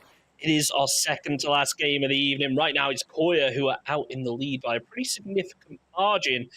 Rat Hunter's not too far behind. We'll see how this one goes with a pretty standard Tego playing path. Everyone should be able to get their drop spots, which just remember, if you want to check out the drop spots, do exclamation point leaderboard, go over to eWave, check out the drop spots and the alternate drop spots, where you think those fights are going to be kicking off early. Yeah, it is. Yeah, that's exciting. Actually. Big shout out to all the sponsors though, from the MVPs all the way through to obviously the organisers of the event. Plane has done. It just there's some big gaps in that plane path in the context that no one really going too early. Everyone really encroaching down towards the south here, chunks. I'm concerned with these sort of north plane paths so that we might end up in that island in that sort of northwest corner. If that's the case, well, we've got a hell of a lot of choke points when it comes down to rotation pathing. Yes, we've got the shipyard update, but still, everyone, or I'm going to say majority of people favouring the south. Over towards airport, though, and just out there, how many teams are all going up? Got kind of two hot zones right now, down to the southeast and over on the west. And those western teams are going to be favoured by the zone pop. A lot of water in early on, so we might see kind of a phase 1/phase 2 circle to keep it up. We've already got a hot drop between Studs and another team. Considering how early this is, it could go very badly. Yeah, lucky enough, and they are in zone, so they have that advantage there. If they can clear it, they should be able to get set up. Zone does go quite late on the path, and we are in that sort of west side of the map. We're on the south side here.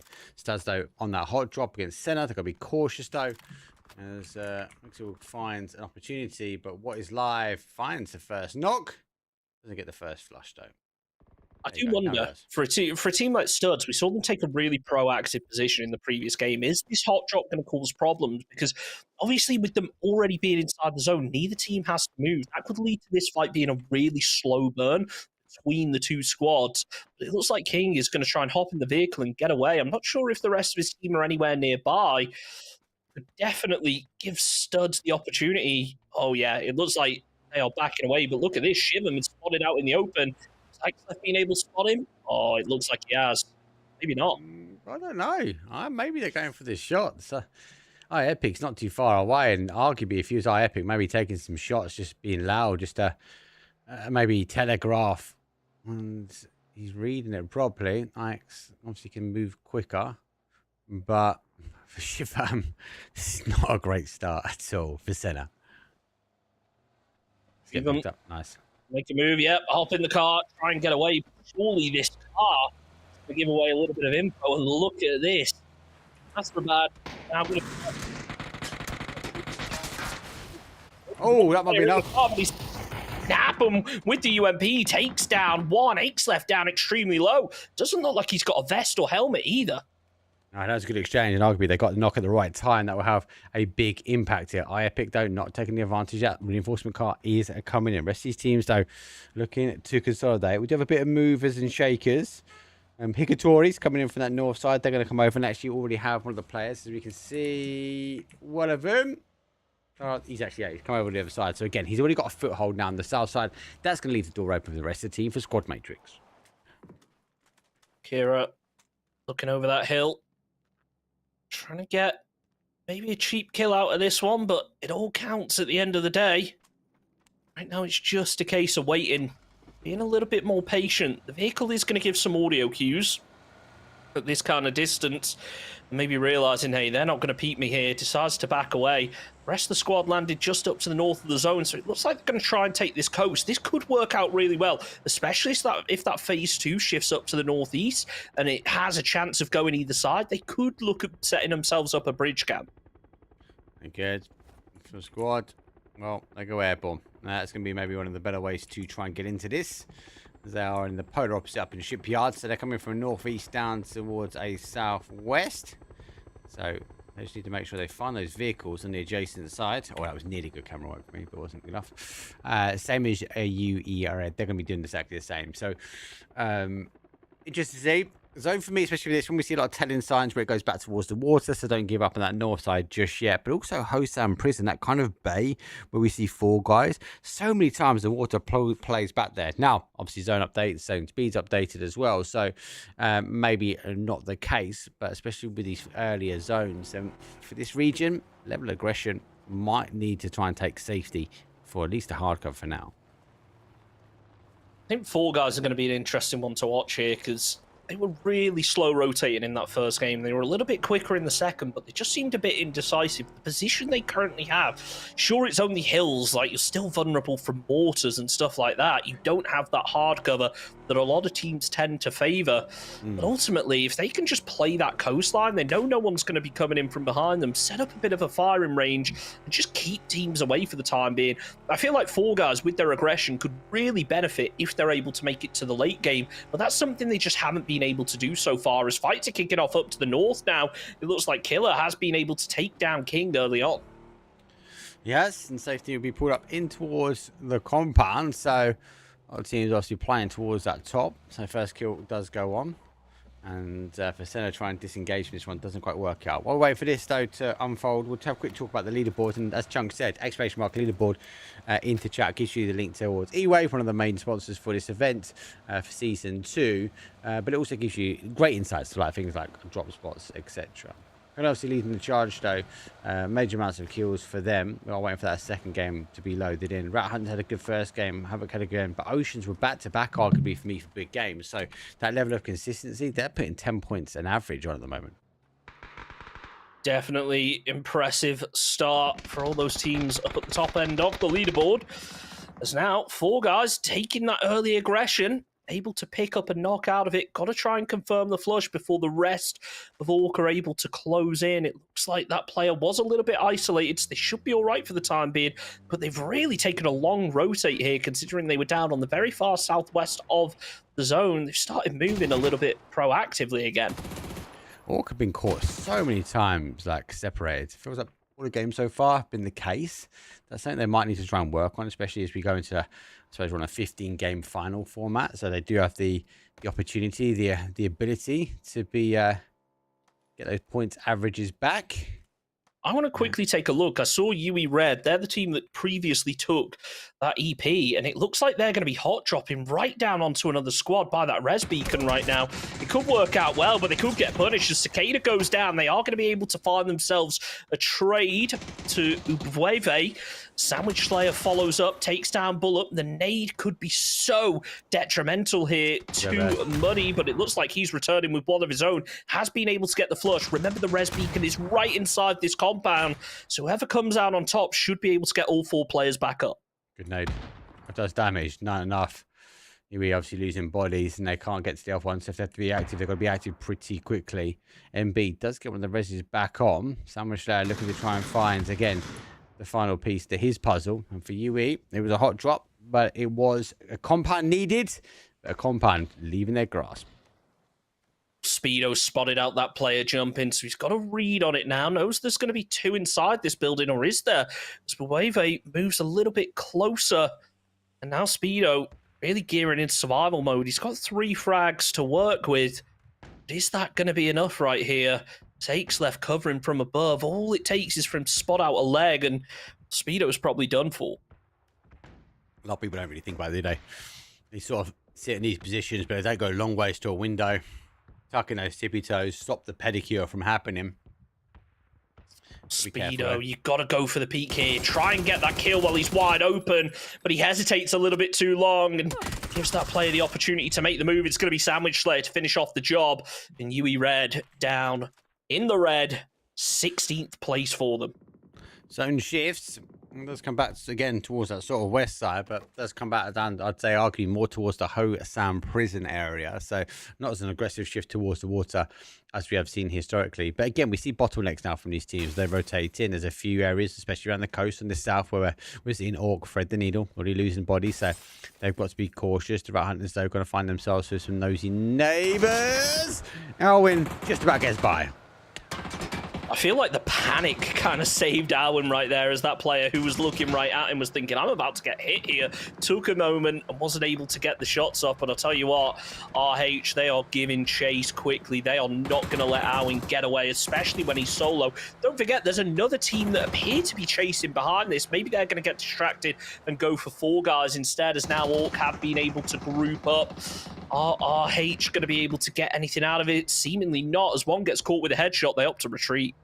Yeah, I think you just saw that car. That little bounce in the car was like, oh, there's the top of that bus. So they now get sent back the other side. But as you mentioned, multiple teams, not just chasing, but also setting up. FF was the team on the chase, though. 4 guys have been here. They repositioned now down towards that car when it goes sideways. The grenade will bounce, but it was a bit of a throwaway. It wasn't well timed to execute it. And now just a trench living.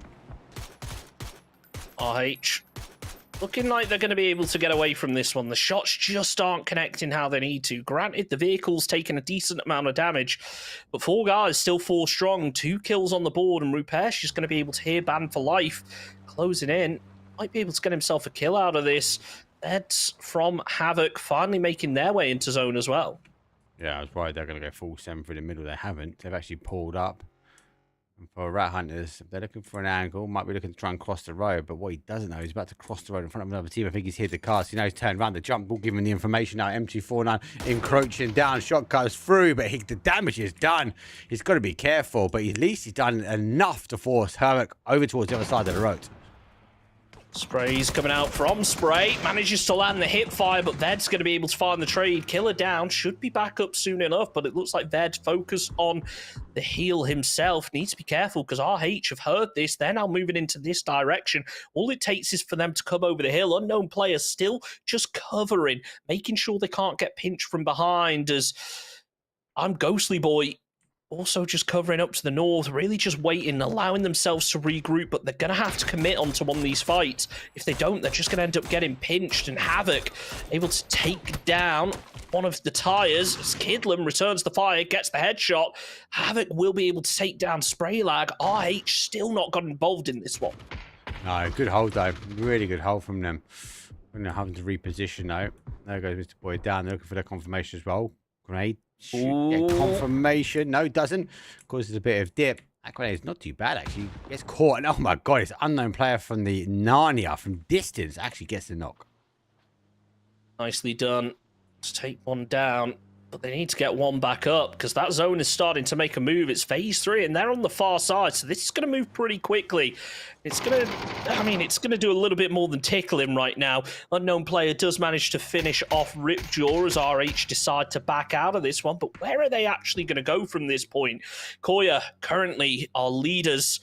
Only 1 point out of this game so far. Let's see if Firoz is able to make something happen. Havoc close in. Take the rock. The nade's going to come close, though, and if it's well placed, that could be the end of things. But no, Firoz uses the flashbangs, uses the nade cover as an opportunity to move, but it's not enough as Unknown player finishes off the job. It is. Valentins obviously went for a full set, and they find themselves in the red zone, so if they find safety in a dip, well, I say that, but XGG finds himself out alone. Rest of the team, though, does continue toward that sort of north rotation. So, miss on the comms. All got caught, stuck in the trenches here. Ocean, big games for them so far. Let's see what they can do now. I said, look, slow grenades forward. It's going to give it a little bit more, but they need to find the perfect hole. And that's one. Does damage, though. And it's a full charge now. Ocean looking to sweep aside and say waste towards Godex. Flash is good from Suman, but it bounces a little bit wrong. Godex able to peek up, get a couple of shots off, but ultimately his health was just too low. 1 bullet from Suman finishes off the job. Cypher decides to run over Wikipedia 4 and able to get the point out of that one. That's the second now for OG this game. Let's look over at that northwest, though, because things are going to start closing in soon enough with all of these teams playing for a single hillside. Yeah, the hill's not great. The hill's not great. Same in the north as well. That fight in the north is going to erupt shortly. We're about 10 seconds away before we see this next zone shift. But for now, Matrix, though, he took the wrong pill this time round. Doesn't quite get the knocks. He does get bend over. Studstow, game number 2 winners, and let's get aggressive here. There comes the first one, but actually comes in from a little bit of distance. TRX now looking to try and get involved to work their way around, but obviously the shots coming from the other side is going to cause some major issues. Aches right, not able to land the shots, maybe playing left-handed right now as he tries to wrap around to catch Studs off guard. Our winners from the previous game. Aches right spots out the player, but he just whiffs the shots until the very end. He's down to low HP, no bullets left in the chamber. You hear the click, Aches right goes down, and he's not feeling all right after that one. TRX lose a player, and Studs somehow staying in it. Can the nade connect? It certainly looks close. A second, a third, and it finishes off the Studs. Not able to make it into the placement points this game. Buried. RZ going to be doing the same. Looking to try and get involved. They got not just 1 confirmation, but the second. So they're up to now 2. TRX on the other side. As Matrix going to need some more help here. Crazy with the smiley face. Here's the shots. Doesn't quite get the damage done for him, but is able to reposition for now. Maybe just wait. Zone not too far away from this one, Chunks, but they have to clear pretty quick. Spoke about Fall Guys earlier. They've just managed to completely annihilate Havoc. Down they go. It looks like Crazy trying to retreat, but he still has a teammate or two up on the top of that hill. Let's see if TRX are able to make anything happen. It looks like Crazy focused on finding a spot for them to go. And yeah, the rest of the squad have been able to make it away. I'd be surprised if TRX try and give chase on this one. Oh no, but it's actually them getting chased down instead. They just found themselves in a position. Oh, he's got run over. Crazy laughing as he flattens TRX. I think they were just working for the same position. Both teams had the same idea, but it didn't execute. Crazy, lucky enough, coming from behind. Hikatori will thread the needle in between the two. Rat Hunters, though, now hunting the outside edge as Ocean have to go back. The tides come, but also the tides go. This is going to be a real circle to see how that destructible terrain plays out. There is barely anything for people to play right now. It's going to be a case of trying to make yourself a dip and make something happen out of it. Suman takes down Epic as Senna down to, I believe, only 2 players left up, just trying to find an opening, headed straight towards Hikatori. If they see this dip, surely it's what they're going to go for. Hikatori tries to land the Grocer Spray. Does enough damage to make the vehicle catch fire. It's about to blow, but the nade's coming in. Hikatori needs to get one away quickly as the BZ is close. Hikatori somehow manages to survive that little bit longer. It's the vehicle that does the damage and the grenade that finishes off the job. Oh, he's dancing around the car, tippy toes, like professional dance moves, but unable to get the confirmation. Red Zone, some damage here potentially around the tread, so that gives some opportunity here for Sherlock, though. He knows the investigation he needs to find, and it's safety. He's unable to thread the needle, unlike some of the other team, but he's gone right through the middle, out towards the other side, and we're going into open terrain, and then he has to find someone to live quickly. Yeah, but look at how open this is. There's teams over to his west. All it takes is this zone to shift north, and he's got to make that rotate all over again. Over on that eastern side, though, 4 guys, they've been really aggressive this game. 7 kills so far, making themselves a bit of a dip, but they're going to have to abandon as Ryzen takes down Gosha, but the Afterlife able to take down Cole with the frag grenade. Now this fight going to kick off. It looks like 4 guys looking at maybe moving away from this one, throwing down the smokes, maybe accepting they're not going to be able to get the teammate back up and they need to prioritize a position into zone, especially with Ocean getting third party from across the field. Yeah, it's that priority towards that zone, right? You can see and they're shifting back down towards that south side. The zone shifts back down towards that south to southwest. Compound, obviously, for FF being held. So they hold that southwest corner. I really like to go for a couple of things. One of them is the rice fields, the style of train ending that we can have here. It's about timing now for these teams. Who can enter and exit the fields at the right time, keep the bodies up, but also it's about utility management. You cannot expel too much and you can't expel it too early. You're going to need it for the late game. Talk about utility management. Look at Ryzen. He's only got a flashbang left. He needs to try and get these kills potentially to get himself some smokes out of it. 4 guys have just committed every single smoke grenade they had to trying to stay alive as the shots come through. It's going to be Shivam from long range that's able to land the shots as RZ finish off squad 1. They've now got control of the west of the zone, but more teams heading in from the north. Oh, do you see? Yeah, you see him. Foxhole jumps out. Crazy dude. Finds not just one, but looking for the second. Now the confirmation will come through in the mortar. Oh, damage done. Might need to go for the readjustment. He sees the smoke. Maybe the shack will provide the cover. So, again, they have the element of safety. They are okay when it comes down to this zone. As long as they can hold a lot of these teams at bay. 0. It's a put up and it's a put out for this one. 9th place for them, and we enter into the placement points. Down to the top 8. Smokes will come out. Again, that utility management is going to be so important. 4 guys sending 2 of the guys right through the middle. Both players nearly running over one of OG, but they're somehow still alive. Now they've managed to get 2 back up. Do 4 guys even realize what's going on right here? Yes, they do. Ryzen takes down 1. Suman, the final player left up, has been able to get the heal. He's got that RPD, 110 rounds in the clip, just waiting inside the vehicle. Got a glimpse of one of them. Lands the hip fire, immediately goes to flush, realizes he's outnumbered, finds another, gets another point to go with it. 50 in the chamber, but it's not going to be as Ocean Gaming go down in 7th. 4 guys with 10 kills. They are on an absolute tear this game. And a bit of a world bender at the moment. They're lucky enough to get away from that one. MB going to try and move their way forward. Grenades coming in, but it goes over the top, but not enough to breach into the next field. MB get the split. This is what I like. Again, it's a very tactical bit, like a game of chess. Now they're going to try and find an opening. There's one. Ninja digging his ninja holes. And he'll find himself a little bit of a corner, a little bit of a ridge to play. But for MB, they're on a split zone. Comes back that way. Now we see the south side. For FF, they've got to get moving. Oh, look at this, though. Sandwich, he's trying to get a flank, but he's getting caught out by RZ over on the west. They've got the mortars ready. They're dialing them in. Let's see a bit of trigonometry right now. It's crazy. This is the cover, I think. Yeah, loading up the mortars. We'll see. It looks like he is just trying to open something up over in the center. But surely when you got players out in the open, you got to try and get the kills. It looks like, actually... He's gone for an opening. Yeah, I was hoping that was going towards RH right there.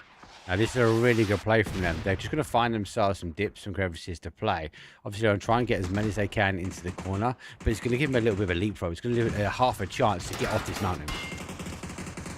Ryzen pinned down, low health, but able to get the knock before Infected from Orcs is going to be able to take him out. Ninja, the final player left of the 4 guys. 11 kills for them so far this game, but surely he's going to be exposed. No, Orc, there's a ridge between them, so they're not going to be able to spot it just yet, but as he makes the move, he will be caught out, trying to get over to the vehicles for that little bit of safety. 10 bullets left in the clip for Infected. He's not able to get himself the knock, but he will find himself a point onto Ryzen.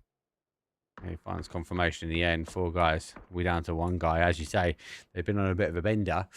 This game, a success so far. 11 kills and we're in a top 6 scenario. There goes for the repair on towards the vest. Uses the car not to risk any shots coming his way. And he will find safety at the moment. But for how much longer before MB want to try and take this position away from him?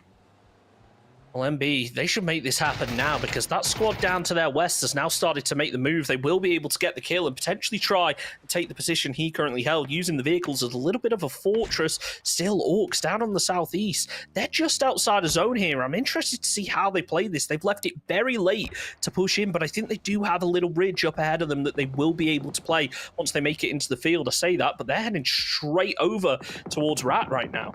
It's a really weird commit. They were going for that right field, but they're come straight towards Rat Hunters. They're already entrenched in this period. It's a full spin out. It's a 1-2 and done. And the Orcs get towards 5th, but it's no more for their push.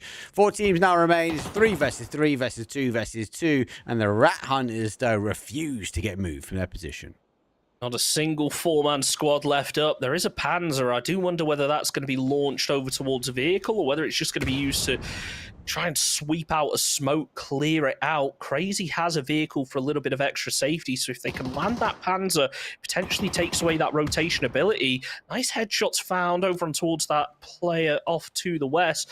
Struve tries to finish off the job with the nade. Instead goes for the spray onto Villain. It's not going to be able to connect. No, it's not. Good rotation. Villain obviously trying to gather the angles. He's drawing the gun line away. It's a good play from them. Just going to give him a little bit of a bit of breathing. But it's phase number 7, Chunks. He has to make something happen. If he doesn't receive a knock here, he's on the outside. How does he get back into zone? How does he get back into safety? Because the next step for him is into the line of sight for the Rat Hunters. Throwing out the smokes. Maybe a little bit early. He could just be banking on his teammates to provide him some support so he can see a little bit of cover. I think those hay bales are going to be inside of the zone. But right now, Frag Fusion, they're the ones who have to make a move. Everyone else is pretty comfortable. Yeah, Crazy has to go, but he can wait for Frag Fusion to actually get out in the open, find himself a kill, then clear out from behind. But you got to think, as soon as Crazy takes those shots, that team over to his east is just going to peek over the ridge and try and finish off the job. Utility management now, as they're going to have to try and find a little dip for FF. Their field has already been flooded, so they won't have the cover that they want compared to others. Obviously, early take here from Mars Z as we saw them play in, and we saw the mortar fire from them outside edge. MB, I'm torn at the moment between MB and RH. Like, who has the better position? I feel like RH is in a bit more of a difficult situation. That our Villain, obviously with that opening, is going to cause him a lot of problems. If they can ride this wave, I think they'll be nice and happy to sort of run things out and maybe convert. At the moment, look at the overall map. MB, great position. They've held this angle and they've completely conquered the zone. I think it really depends on Crazy XD and how and when he decides to make that move. I mean, common sense dictates you group up with your team, but maybe it would be best for him to hang up over to the north, considering that this southwestern fight appears to be a bit of a slow burn. I don't think any of these players are going to be getting super aggressive clearing off the north. Maybe you just try and take down one of those MB players, buy yourself a bit more space, and then while those squads down to the south are fighting, you use that distraction to push over, take either side of the ridge. The time will tell. As Ike's left, looks like he's maybe going to take one last peek over the hillside. It's a big peak as well. It's a big ridge to step up. FF causing some problems. Crazy with a Panzer. There's have to wait and see. The Panzer goes through. Doesn't quite get the connection, but this could provide more cover towards the hands of RH. Next left though will move his way forward. Zone comes towards that south side. Now things open up. FF desperate here. They get the first knock. Now they have to gallop. They have to charge their way forward. Flash will breach over the top. Hits the car. Comes back. And of course, mission. There's one. There's two. And for RH, well, down to the final player. And it's all coming their way. Hasn't even seen him. Oh! Huge wave come through. There's one. He knows the damage is done. Double check back. The money comes over the top. Look at that confirmation. He's not going to be able to get it, though. And FF made the breach. They've opened things up. And the Molly's so close to getting RH an additional kill. So close indeed, but it's not going to be enough. And Jarosal now able to res his teammate with relative safety. RH down to just one left. Let's see if Muddy is going to be able to peek up over the top as that smoke starts to dissipate. He's limited on options. This could be his opportunity to try and find the kill. He's got himself that deployable shield, which will provide him a little bit of cover. RZ still out on the west. They're not fully committing to the move just yet. No, he's not. A good player, the shield is going to be the key. He's just dug himself in a little bit. That's just to get, obviously, bring that head down slightly, especially where this road battle is going to be. It is phase number 8, so we are going to go to the dot. We are going to go roughly where that car is on right-hand side on the road. So you will have to move, but he won't be the first. RZ is going to be the first team that's going to have to get moving. Axe left on the holdout on the adjacent side. Smoke is going to be disciplined. Again, it's about utility management. It's about holding what you can. And for Glitch, well, as one last Glitch goes forward, Access will find Glitch 1. Crazy. Needs to step up one more time. He's going for the res. He's getting fully charged down. He steps up and puts Access down to the ground. Crazy, going absolutely crazy, cancels the res. Surely he's not going to stick to this one. No, he won't. Decides to make the move instead, just playing the edge of that crater, trying to get some shots down range. He's got the M249, putting in some serious work to try and keep in this one, but he needs to pop the heal, needs to get that reload, because he could potentially find himself in a 1v4 situation any second. Yeah. It's 3 versus 2 versus 1. Unable to get that res. Up to 4 kills now for RZ, and that should be a good play from them. FF, though, had the difficulty. They had the long drive, and now they have one more drive to finish over. There's the one. Going to take it down to a 1 versus 1. Steps up and pull things out, and for them, it's down to the final player, though, for MB. Backed up, 9 kills on the side of the Rise field, but he has to manage a 3-way push if they decide to split. Rathrabad now with the flash. Is that going to be his cue to peek? No, instead just use it an opportunity to move, but looks like that flash did not connect how he would have hoped. Tries to take down Villain, does a lot of damage, forces him to unpeak, but that nade has just landed right at his feet. That's going to be the end of it, and it's Frag Fusion with the frag grenade to get themselves a 6-point win. Not the highest killing game, but still, the win makes all the difference here. Now, kills actually go to 4 guys. 11 kills for them. It's not a bad game, but obviously they didn't find themselves in that placement as expected. I like the Tego. I like the Rise fields. I think it's very technical. And even that we saw at the very end there, Chunks, even if you're a down player, you're not out. The information, the comms come down. He's unfortunate he doesn't get the knock. And eventually, Frag Fusion live up to the name and put a grenade right in his doorstep. Yeah, really, really impressive. We've got one more game coming up in just a couple of moments, but we are going to take a very short break. We'll be back in just a couple of minutes.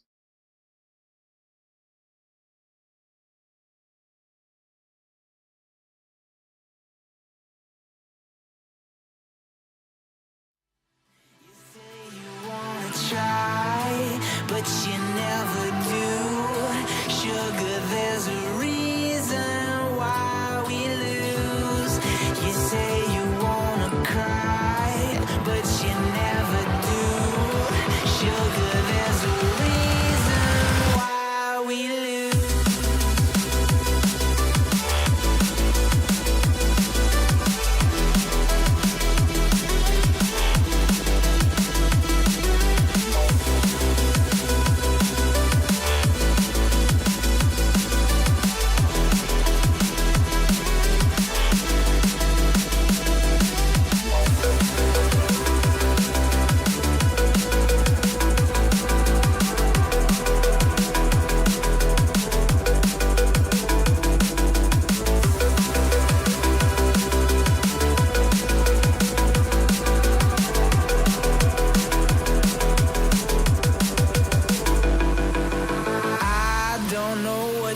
want. Let's have a bit of fun till I downfall. My love, if you feel like I do right now, don't say you're on the run to the other side. My love, you say you wanna try, but you never do.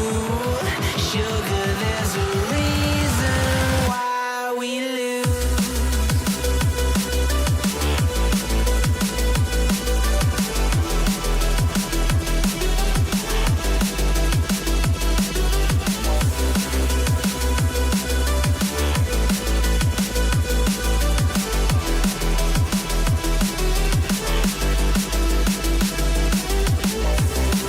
You say you wanna try, but you never do. Sugar, there's a reason why we lose. You say you wanna cry, but you never do. Sugar, there's a reason why we lose.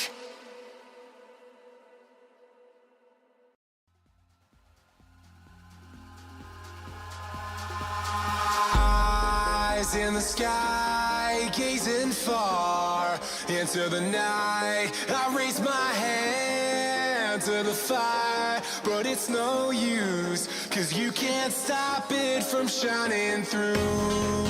It's true, baby, let the light shine through. If you believe it's true, baby, won't you let the light shine through for you, for you, for you, for you, for you, for you, for you, for you, won't you let the light shine through?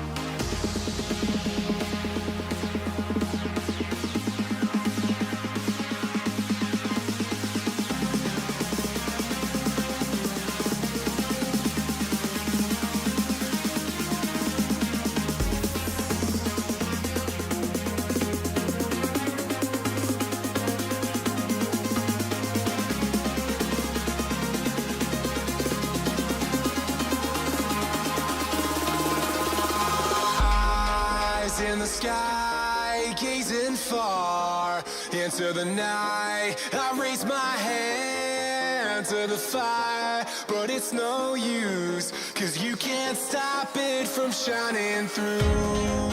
It's true, baby, let the light shine through. If you believe it's true, baby, won't you let the light shine through for you, for you, for you, for you, for you, for you, for you,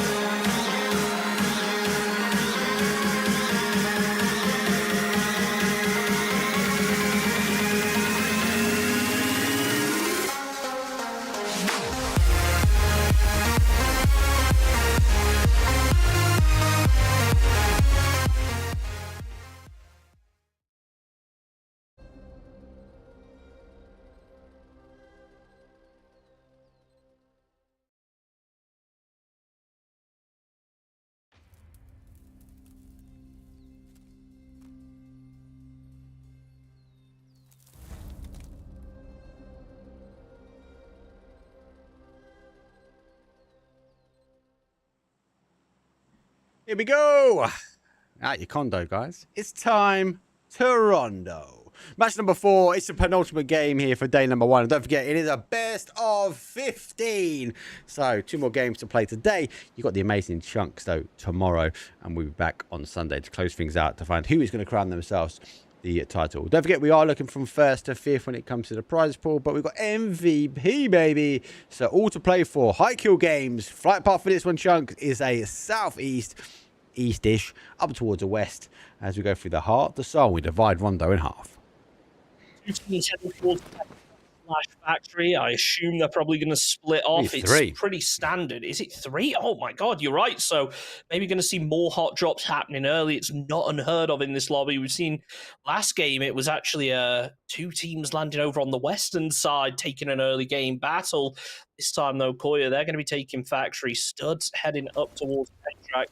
If Koya can get themselves a long-range weapon quickly, get themselves an easy kill, but it doesn't look like it's going to be the case. I do wonder, sometimes you'll see teams that will commit to this fight early. I know that whenever I play Rondo, I run into them. And then you'll find others that just completely separate. They don't want to run over that open patch of ground. But with a circle like this, maybe you do want to hang around and take the fight, get some kill points out of it. Yes, that 50-50. I'm with you, Chunks. I'm that level of aggression as well. You want to clear and hold the area. But especially from the S tier stuff now, like a test track, Ninox Factory, we see so many of the zones. It's becoming that kind of predictable. So I wouldn't be too surprised if they don't get the opening to try and cross early. Retired Bolt is obviously sitting there and watching, right? So if Konya don't get the opportunity to cross and take on a fight, then I think they're stuck. I mean, it's not a bad problem. We normally see zones shift back this way. It will give them an opportunity. They will all be able to get, I suppose, cars, etc. Because this is where that Pico bus, the deadly Pico bus, spawns. So, yeah, we'll wait and see. We'll wait and see for this one. Rest of the teams, though, are situated out. Jade and Sydney obviously got a bit of a split. Southside, though, pretty stacked up as Hung Zhang is being closed out. A lot of these teams have to be careful about those rotations in the elevations there. But don't forget, Chunks, updated zones. We're going to find a faster zone coming in these first couple. We're not going to have any sort of momentum when it comes down to those hard shifts. So those high grounds, those pillars are not going to play a factor. Not yet. I love the way that you said that the test track endings are starting to get a bit repetitive. I remember when me and Gibson were doing the Players Tour last year, like we were making jokes to them, and that wasn't long after Rondo had come out, so at least in competitive. So yeah, I think these teams know these areas pretty well. It's probably the reason why you've got 2 of the strongest teams in the lobby landing over in this area. Whether it is to fight or not, only time will be able to tell. For the time being, I will say it is a little bit of a slower early game. My attention is drawn over towards Orcs, though, down on the southeast, because they are surrounding second squad and they are bolting over in that direction, not taking any shots yet to give anything away, but I think it might just be a bit of a waiting game for Orcs as they try and get themselves a couple of extra kills as this team move out of here. Yeah, it's difficult. I feel like the Orcs are putting themselves in the right position, but they're not positioning themselves with all the right players. So they're getting caught out. 1 versus 1, 2 versus 1's not in their favour. And it's looking like the same here. Yes, they've surrounded the team, but they leave sort of kinks in the armour. One's backed off here. Kempenal finds himself going for another loot, and it gives an opening now for Squad 1-to-1 escape. But also, if they want to, they can apply pressure. Is it Alwyn that's on his own? I think it is. Yeah, Alwyn's on his own. So again, if Squad 1 identify this, they're going to be able to isolate and get an early kill. Yeah, okay. Sorry, all. Now, looking to try and group up a little bit. Alwyn trying to get close to his teammate. He's killed the engine. He give away any audio cues. That's what makes me think the Orc are really going for those kills as this opposing team make their way out of here. But right now, my interest is drawn to how teams actually play this one. Both teams that landed over at Factory and Test Track have moved out of there, even though we have seen consistently circles go in that direction, but they want a more central position. Alwyn looks out. Might see things start to kick off over towards Yulin now as a couple of teams starting to move in that direction. Yeah, Yulin's such an interesting place for me. He's got the high grounds out in that west side of it that we see Yui now obviously looking to go for. So when we talk about bottlenecks, these teams having to rotate around these bottlenecks is huge. And it gives obviously teams that are in there the opportunity to kind of, I suppose, get some elevation, see it. Danger is, though, that people can sneak up on that side of the mountain and find themselves in Udin pretty quickly. So for UE, they have to try and manage that. But you're right, both test tracks have been left. Studs obviously leaves, Connie leaving as well. Again, finding for that centralized position. It's all going to be down to how this zone shifts. But who can get gliders as well? Teams have jumped on the outside here, Chunks. They will be key. And I'm really, really interested in the era of the LMGs. How quickly do the gliders fall with the LMG for the RPD in hand?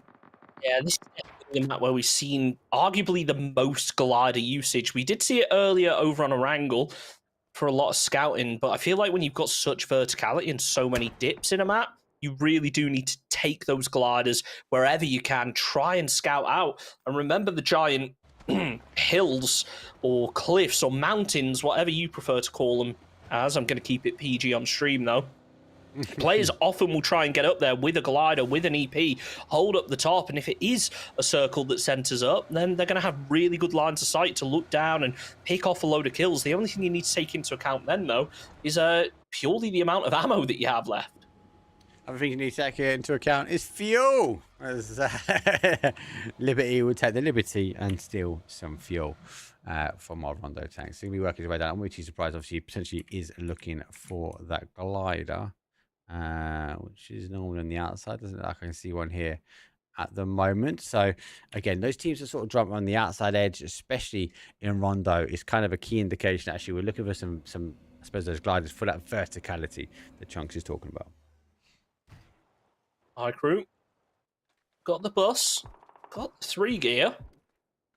So, I mean, if you're ever going to take a 1v2, this is the situation where you are to. It's a 1v1. And Kidlam really had no idea that crew was going to be there. Manages to find the double headshot. Now will be closing in. Needs to be wary that there could be another player, and by the time he crashes in, the res could have been made. He does spot him out, though. Surprise! Tries to seat swap, jumps out, but it doesn't work out. Andy able to get the knock, immediately goes for the flush, realizing the rest of UE are going to be closing in on this one quickly. Spraylad closes to try and provide his teammates some support, but is it going to be too little too late? Seemingly not, as Andy takes down another.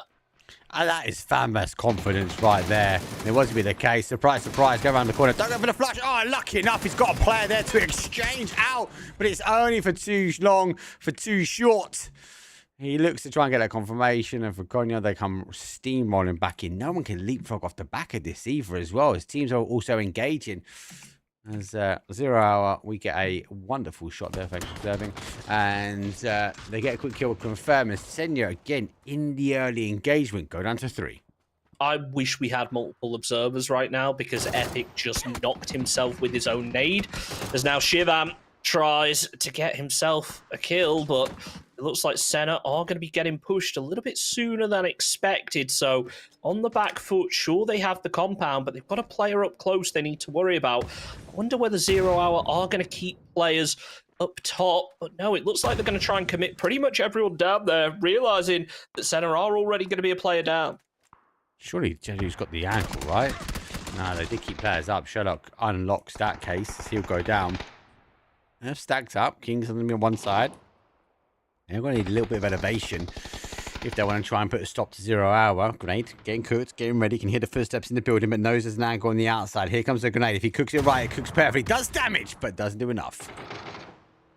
Nicely placed, though, finding that opening damage. It leaves Shivam as the only player who's really able to make anything happen for the time being, as ZH just start to surround this compound a little bit better, but they're just holding the same wall. They're opting not to push just yet, which could be to their detriment, because they've given King the opportunity to back up a little bit. Shivam just going to wait, as I suspect King is going to try and play around a bit more, but look at this on the minimap up to the northeast. Havoc also starting to close in on this. It looks like they want to try and get some kills, and I can't blame them with the zone shift like this. Well, yeah, and they've just run into Konya. Look at on the sort of south to southeast of this position. They've gone head to head, so it's going to be dangerous for a lot of these teams. Konya, I think, as much as they might not have wanted these early fights, teams have run one at a time into them. There's another one down. RP yours will roll in though. Spray looks to get a spray, does damage, and it's just the Molly. Unknown is on fire as he backs off into the corner. Ripjaw preps the nade. Is it going to be able to connect? Oh, it seems like it might just takes damage on both of them. Looks like he was trying to go for the one further down. Dorito's going to come in, but not before that frag. Takes down Killer, unknown player, popping the first aid, will just about survive it, but it's all for nothing as Ripjaw peeks around, and it's Koya that finish off Havoc back on board with Senna now. They've only got King left up. It's so difficult. The way this sort of little bit of the village works, the buildings don't have the right angles. It's like you need a head-to-head fight. These 45 degrees are not going to work in the favor for King. He's going to maybe back himself now up and towards the other side. Stazdan taking advantage, though, of Konya's. They are down there, unable to get the residents back in. And Jaw needs to drop a Jaw as he exits in the Pico bus. And these are the two teams that have been really aggressive so far. So I think that Studs, realizing it was Koya that were down low to just one player, they wanted to try and deny them any further points this game. And you know what? They gave it a good shot. Further down on the south, though, it does look like Rat Hunters have also started to make their way in towards Ocean Gaming. They have info that there are players in this compound just from the way that they're playing, but not sure whether they know exactly where. And Ripjaw, well, he has no clue. He's just sending it over in this direction. You got to think somebody's going to take shots sooner or later. Wish I had more observers as well, mate. There's too much going on. You've got North fighting the North, fighting the South, fighting in the centre. Teams still on the outside of the blue looking to come in. Welcome to the region. Season 2, though, Squad 1. As I said, it is a best of 15, and we are on a match number 4 of 5 for day number 1. So the penultimate day, and that's not going to be the best grenade. Here it's go down. The alarms will go off, and that might be an indication. It's now time to push. Out come grenades. Oh, that one banks perfectly over on towards Ninja. It leaves only Risen left up. Cole is closing in to try and provide some support. This is that aggression we spoke about from Four Guys. Sometimes it works out, sometimes it doesn't. If they can get the res, then they could be in a good position. But right now, Risen's going to be fully flashed, tries to go for the 3x spray, but just isn't able to connect onto it. At some point, he's going to think about getting that res. The damage getting done again. Another nade comes out. They can get information, they can get the read, but they can also stop the push. Here comes the dance, goes round the building, gets caught on one side, down to 1 HP, but gets the exchange. Action right will go down. And now the Panzer comes out, waiting for the push, comes round, 1 versus 1. Panzer will end it, though, is it straight in the heart and soul. And TRX, though, will say goodbye. Reflex Matrix down in 14th positions. Four Guys, the aggression paying off this time, but they are down to 3. See what they're able to make happen after they are back up and running. Ocean Gaming will get 1 flushed out, but it's still Senna with only 1 player left up. King has control of the compound, but the zone has shifted down to his south, so he needs to make a move. Sriram with the frag tries to connect and does a little bit of damage, but there's another Ocean player on the other side. Will he be able to connect a little bit better? The thing I've noticed really from a lot of these players, they're not stacking up utility. Like, imagine if they got 1 and 2 there, so Cypherex, and obviously that sort of came off the back of that initial nade. You'd expect the knock to happen. Here comes the smoke to deny information. And for Rat Hunters, they're hunting rats at the moment, and this is a ratty spot to enter, but there is a player ready to roll. The RPD really being utilised by so many of these teams today. And Ocean Gaming, well, they might just need them. Currently with only 3 players. But never mind, they have just leveled up this fight. No problem. It's down to just 1 left from Rat Hunters. He's got the Panzer. He's trying to prep it, but Suman goes to the peak from behind and finishes off the job. It's Rat Hunters down in 13th. And Ocean Gaming really strong to kick things off in this map 4. Yulin, recall has just happened, so I'm sure one of those teams in there will find bodies back. I think that's going to be King, probably. Maybe. I'm not quite sure. My logic, it's going to be one of these two. Zero are close and they came in that side, so maybe. I think Orcs have one as well, so they came in quite late. They now just enter in on that east side. Koya get res as well. GG's. Oh, that's big. Went for a huge rotation for that one. And arguably, they're going to, again, have you link. It's dangerous. It's a risk. But why not roll the dice and see if you can get back in? Yeah, it's going to be difficult, though. So everyone's going to be aware that that res chopper has come in. Koya maybe thinking this one's going to be free. They could be in for a nasty surprise when they land. Circle hard shifts down to the southeast. And SQ now looking in a really good position to take this one. And this could work out for Koya. If they can just sneak in behind while all these other teams start to rotate, they might have the opportunity to loot up, but they do need to be careful of that solo player in the form of King. Zero exiting as well. The zone shifting away from them. We'll need to try and get in. Matrix will try and hold their corner, but again, they need to leave lots of opportunities for these teams. And for Andy, well, we know he can be dangerous in his zone. He's been left to his own devices now out on the other side. As King looking to also get the Reds back on. Now, it's a bit of a waiting game. Who's going to be the first to make the move from Yulin? It's Koya, RPD, and a Panzer. Well, that's a hell of a combo right there. See if they can make anything out of it. Firoz does have a team behind him. Ripjaw managed to get a vehicle, so, I mean, they're all prioritizing things. The question is, them being so split up, is that going to punish them in the long run? It looks like it might be, as Ripjaw's gone down.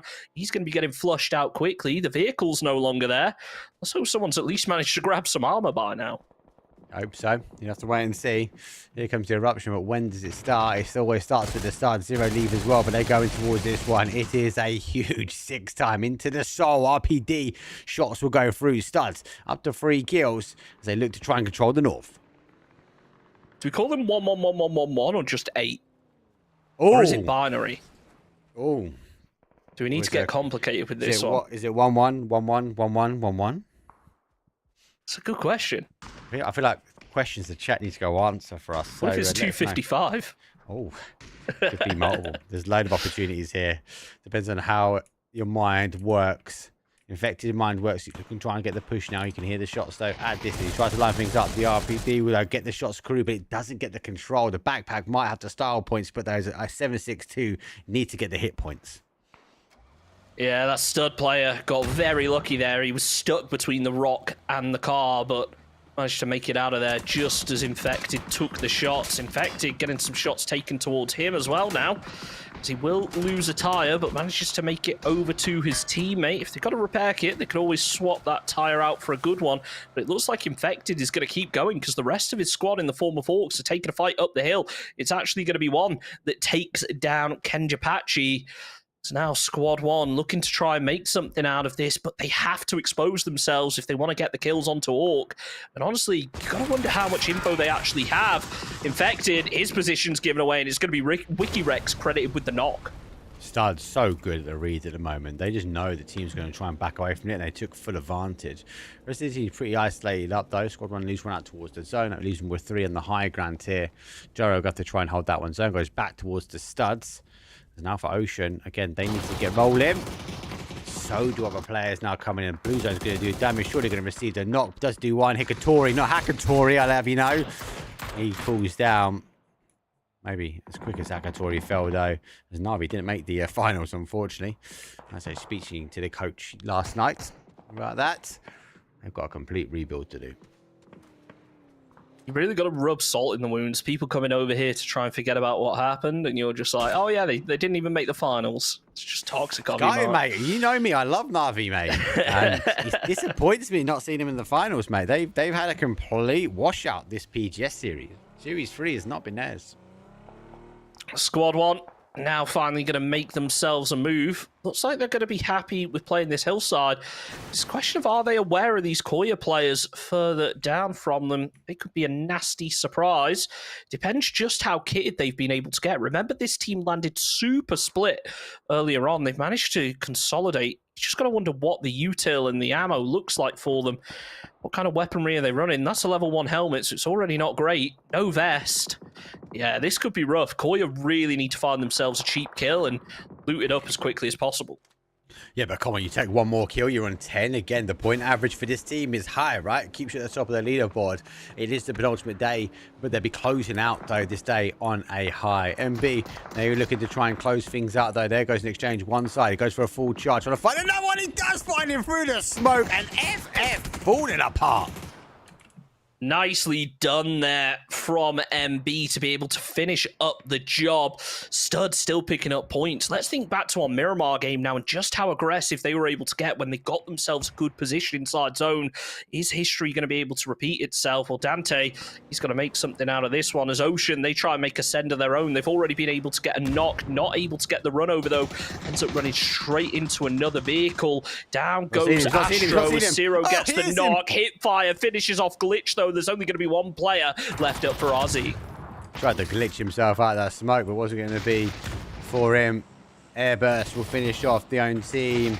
And a good play from us there, but they got overrun. Their position swept aside like a tidal wave ocean arc. Grenade goes in, but it's going to send the car to oblivion, and it's been claimed one more time.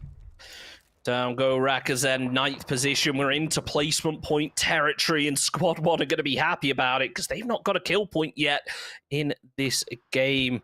Toxie just keeping his head down for the time being, not wanting to overexpose himself, but it's Studs who managed to clear out the Orcs. 9 kills on the board for them, but now it turns around a bit because they've got to fight their way uphill. We'll see how this zone shifts. They might be comfortable playing this ridge, and you know what? That's pretty good for them. Every team is going to have to come down towards them sooner or later.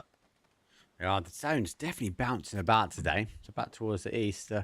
The Studs have paid the PUBG gods off, whatever the fee is for the zones, because I think 3 games so far they found them being descended, but they've made the meal out of it as well. They've not sat tight. They've been able to climb the kills.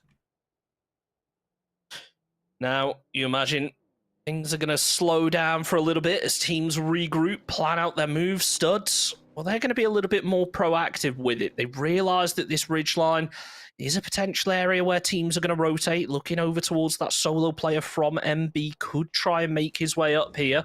So I think they're just going to flex out for the time being. It's not so much about taking fights, it's more so about getting that info and figuring out where teams are going to push from. A real interest, though, it has to be Koya. 9 kills on the board.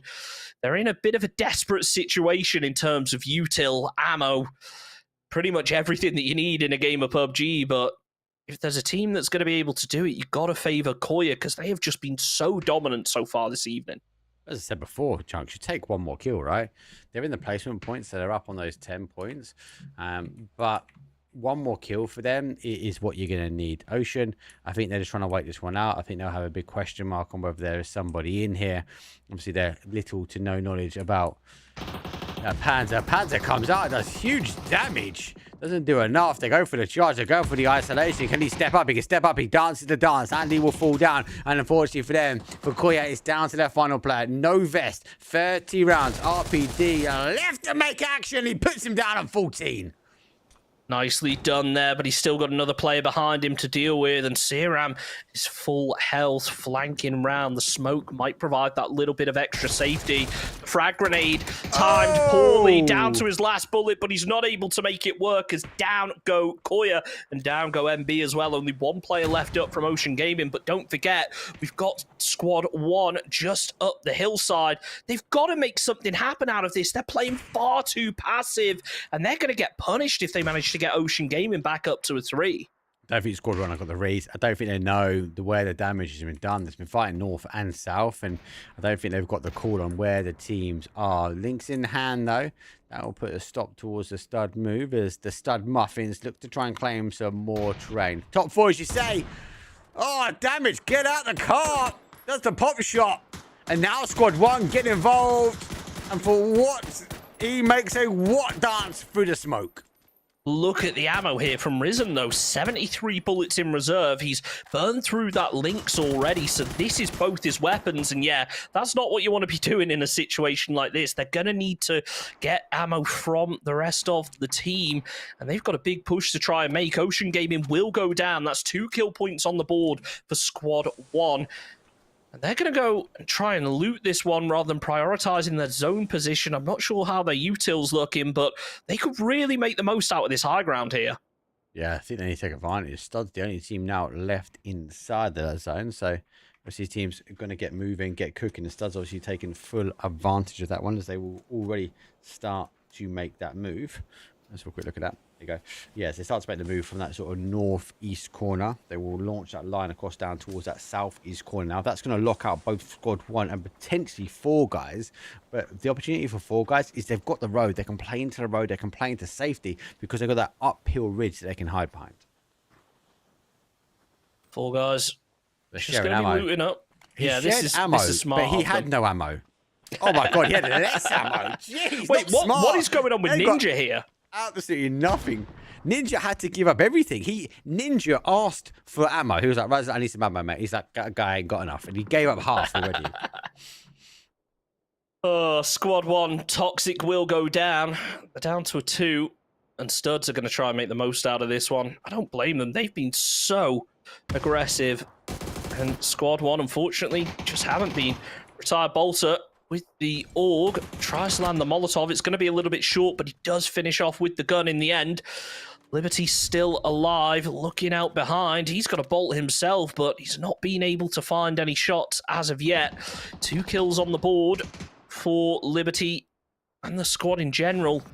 Just playing a little bit slow. He's made it into the top 2. 4 guys take down Studs. Come on, Squad 1. This is your opportunity. It's a 2 versus 1.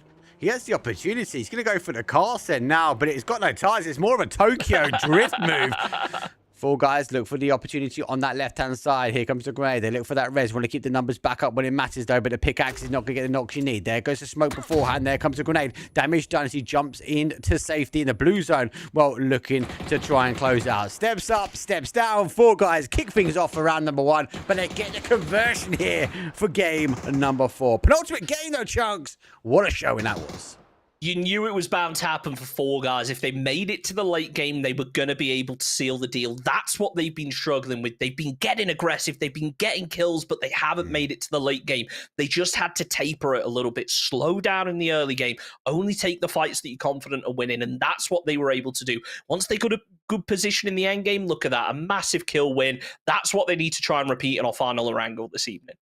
Yeah, 20 point for them. Not bad. 10 kills, a 10 out of placement. Though Studs with 11 kills, so obviously rocking it with the kills. But again, we find multiple teams big kills. Connor also bagged 10 at the end of it. They were 9, but they got that 10 conversion. Plus Ocean Gaming, another good game. I'm really impressed. Ocean Gaming has kind of been this tide that comes and goes in the rounds. Never really noticed too much, but they do what it needs to take when it comes to get the kills. That's going to keep them in the driving force. And when we get down to the final day, if they can keep up this, they're being a team fighting for the placement. Let's have a quick break, though. When we come back, though, it is the final game, unfortunately, for day number 1. So don't go too far. See you guys in a few.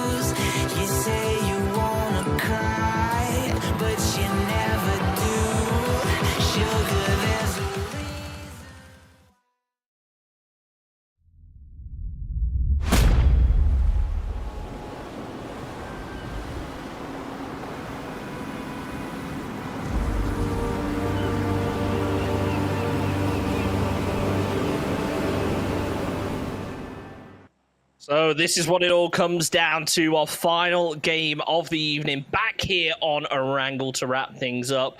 I gotta say, I love it, Mark. It feels like we're coming home every time I open up Erangel, and that's definitely the case. But I tell you what, if these teams have a drop spot down to the southwest, they're going to be far from home today. Depends on where the home is. Zaki or Power Grid? I'm more of a Power Grid guy. But yeah, flight path for his one is a northwest down towards a east. It does favour that top side of the map though, so I wouldn't mind a Stalbert style ending. But for now, we have to wait. But I am with you. It does feel like coming home, but it is the final game here for day number 1 of 3. Now the question becomes, are we going to see a repeat of those hot drops we saw earlier on? Obviously, school and apartments from those areas drew a lot of attention to, but nothing really ended up happening there. I want to see if 4 guys get aggressive again. They were able to get aggressive at the late in our previous, but are they going to be able to show that same restraint again? And where is this circle going to go? Because this could very easily end up somewhere like Zaki right now. Well, let's see. And it won't be long before we have to wait. Keep an eye on those hot drops at the moment as teams neighbouring. We do have a quick kill and confirm that comes out from North George. Unfortunately for TRX, one jumped early, and that'll be the end of it. But lucky enough, the jump early, the zone does go that way. Severely in, Ocean will come up from the Ocean side. And again, it's a team, I'm going to say it, their consistency is huge at the moment. Absolutely. They're able to get themselves an early point as well. To be on the board, just that little bit of buffer. Again, on those squads that have really been dominating so far. Definitely one of the top teams in the lobby so far this evening. We've still got 2 more days to go, which means 10 more games. So, without consistency at this point, it's all well and good giving yourself that breathing room, having those explosive performances on day 1. But with high risk plays come high rewards. Can you keep it up? Can you keep it up? That is the $1 million question. Not a military this time. And what we can keep up, though, is those rotations. MB already on the move over. Orc, obviously, again, I'm just worried that they are pretty split once more. So whether they get exposed here, Studs get the early kills. They start things off here on match number 5. As TRX will be a bit further afield. But these teams obviously got to rotate their way in. And again, we're going to have a couple of bottlenecks, but it's going to be the reverse this time. I'm interested to see who goes in by Yaz up by that pond where Yui is at the moment. That's what enters in. And I really love as well that Ocean have left Savernia already and played down to the south, expecting a zone shift coming their way. So now the question is how those southeastern teams work around this. Obviously, they've got a long way to go. They need to be making those moves early. They could potentially end up running into each other, but Squad 1, they made it to the late game in the last game, but they were very passive. Are they going to be able to grab a more aggressive position this time? Only time will tell. This is a compound where I love seeing end games. I mentioned NPL back in the day. Anyone who remembers that Tempo Storm optic noble finish here in NPL, that was a classic one. And it seems that when a circle ends in this area, it always ends over on that crossroads. It's always exciting to watch. You're right. I have to pray that it comes back this way. Unlikely, but if the Studs are over there, then maybe the zone will come back 4 out of 5 times for them. The rest of these teams obviously looks for the guys across now. Zero obviously crossing their way over, but they're going on foot. They're going to have to go for an early rotation. Again, everyone's looking to try and claim some hard cover early on. It's not a bad thing. You can set your stop up. You can set your stall out as you want to play. The only concern I have, it is the last game of the day. The level of aggression and tempo sometimes goes through the roof.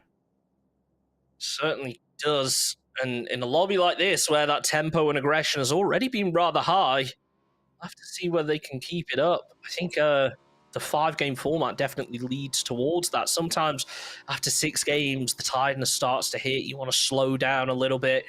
When you're in that 5th game and it's the last hurrah, this could end up being a messy one, but we'll have to wait for that zone to close in a little bit further before we start seeing any real threats.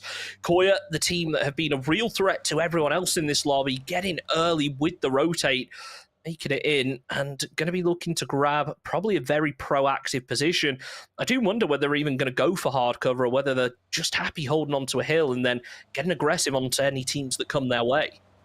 Some of my favourite stuff. And these zones here, taking these kind of 2-2 splits, I think it's really powerful. An area which we see again, so many zones end, but again, it's an early take, so I won't be too surprised these teams' early aggression try and push him for that one. But it isn't too long before we get a fight. 0 Hour had 0 cars. We saw them with a bite. They crossed themselves over, but MB rolling behind him. Again, another team dropping in and around the area. Banned for life is not banned for opportunity to shoot, but the car just gets out of his grasp just for now. But a few more shots, that car's done, and he bunny hops over the ridge. It just about survives, though. It may be smoking and, well, it may be spinning out, but you know what? MB, they're going to be happy that they at least managed to keep one player alive. He will be able to get a bit more distance between them. Let's not forget about Sandwich Slayer, though, because it looks like Orcs are going to be pushed in, so Mathrabad going to be taking a fight on 2 fronts right now. Sandwich Slayer just trying to find the angle, not opening the door, using that third person, refusing to peek, maybe trying to bait Orcs into thinking it's only one player. He has got the Panzer, so now would be the time to use it with the vehicles closing in. Maybe he's going to wait until that door is open to try and get himself a free, 2 or 3 kills. He can't help Axe left, though. That's the problem. The ridge, to how it works, you have to try and open things up. Actually, lucky enough, gets a bit of a spray, gets a bit of a connection. Doesn't swap towards the Panzer, has the grenades. Again, waiting, watching, and trying to figure out where he can get the opening up. Panzer goes down, goes for the explosive action onto the wall, but it doesn't go because the player's already moved. Just that split second of switching between third and first person. That's what did it for him there. 8's left, stays in third, and, well, could be going out in 16th if they're not careful. MB have been able to regroup the final 2 players as the Molotov comes in. It seems close, but not close enough to actually set fire to any of the Orcs, as now it's a bit of a standoff. I can't see MB being the ones to push this. No, I can't. They have to sit tight. They have to try and maximize what they can get out from this day. I don't think it will be much, but they can dig deep. They just need to dig the time and into their existence. The rest of these teams obviously on that move over. And as I said, we are going to get in and around that pond, that kind of crossing path. FF will have to grace the path. They will go for the spin out here. Red, though, making the red line towards trying to get it. And they will nearly go down. It's down to a one-shot. Villain, though, as he exits like a villain, full reverse, full for safety. He's lost the tires at the moment, but he finds some way of getting over, but he just gets caught by the railings. Just a little bit too early to jump out of that vehicle. If he was able to spin around, he could have bought himself a little bit more time, but not to be a Sandwich Slayer playing up on the roof. I really like this from Orcs. They've kept players inside of the compound, but they're also moving people around so they can try and cover all angles, basically making it impossible for Marathabad to be able to peek anything. Sandwich Slayer just waiting, using that third person to the best of his ability. But for the time being, it's just going to be a bit of a waiting game. It is. Grenade goes out. That's not bad, actually. Oh, he just falls on the wrong side. I thought that was going to get infected. I like that we're seeing Orcs playing a little more closer together, and they're looking to try and take the fight. Talk about additional fights here. UE Red, though, there seems to be a different style for them at the moment. He did second guess that one. Lucky enough, gets away with it. Goes down towards the Reds back on the other side. Studs do play the outside. They're going to now try and hold. Oh, my God. Oh, it's my happening. God. I said No Zaki. way. I didn't mean it. It's about as close as you can get, given that phase 1 circle. 4 guys have been able to take down one from UE Red, but it's Mathrabad still just waiting to try and find an opening. EP coming in from RZ, so they're going to be able to make it into the centers. 4 guys. We spoke about their aggression. Definitely reigning true here. They're giving some chase to Speedo, has risen behind. They've got players out in front. They're just trying to land the shots, but haven't been able to quite yet. Yeah, I think he's seen the guys on the other side. They've got to make some noise. They've got to try and stop this push. UE have a level of aggression, and as I said, this game feels better, feels more dialed up. And 4 guys, though, looking to try and isolate. It's like lions in the wild isolating a gazelle. They're unable to do some, and they do pack themselves back up.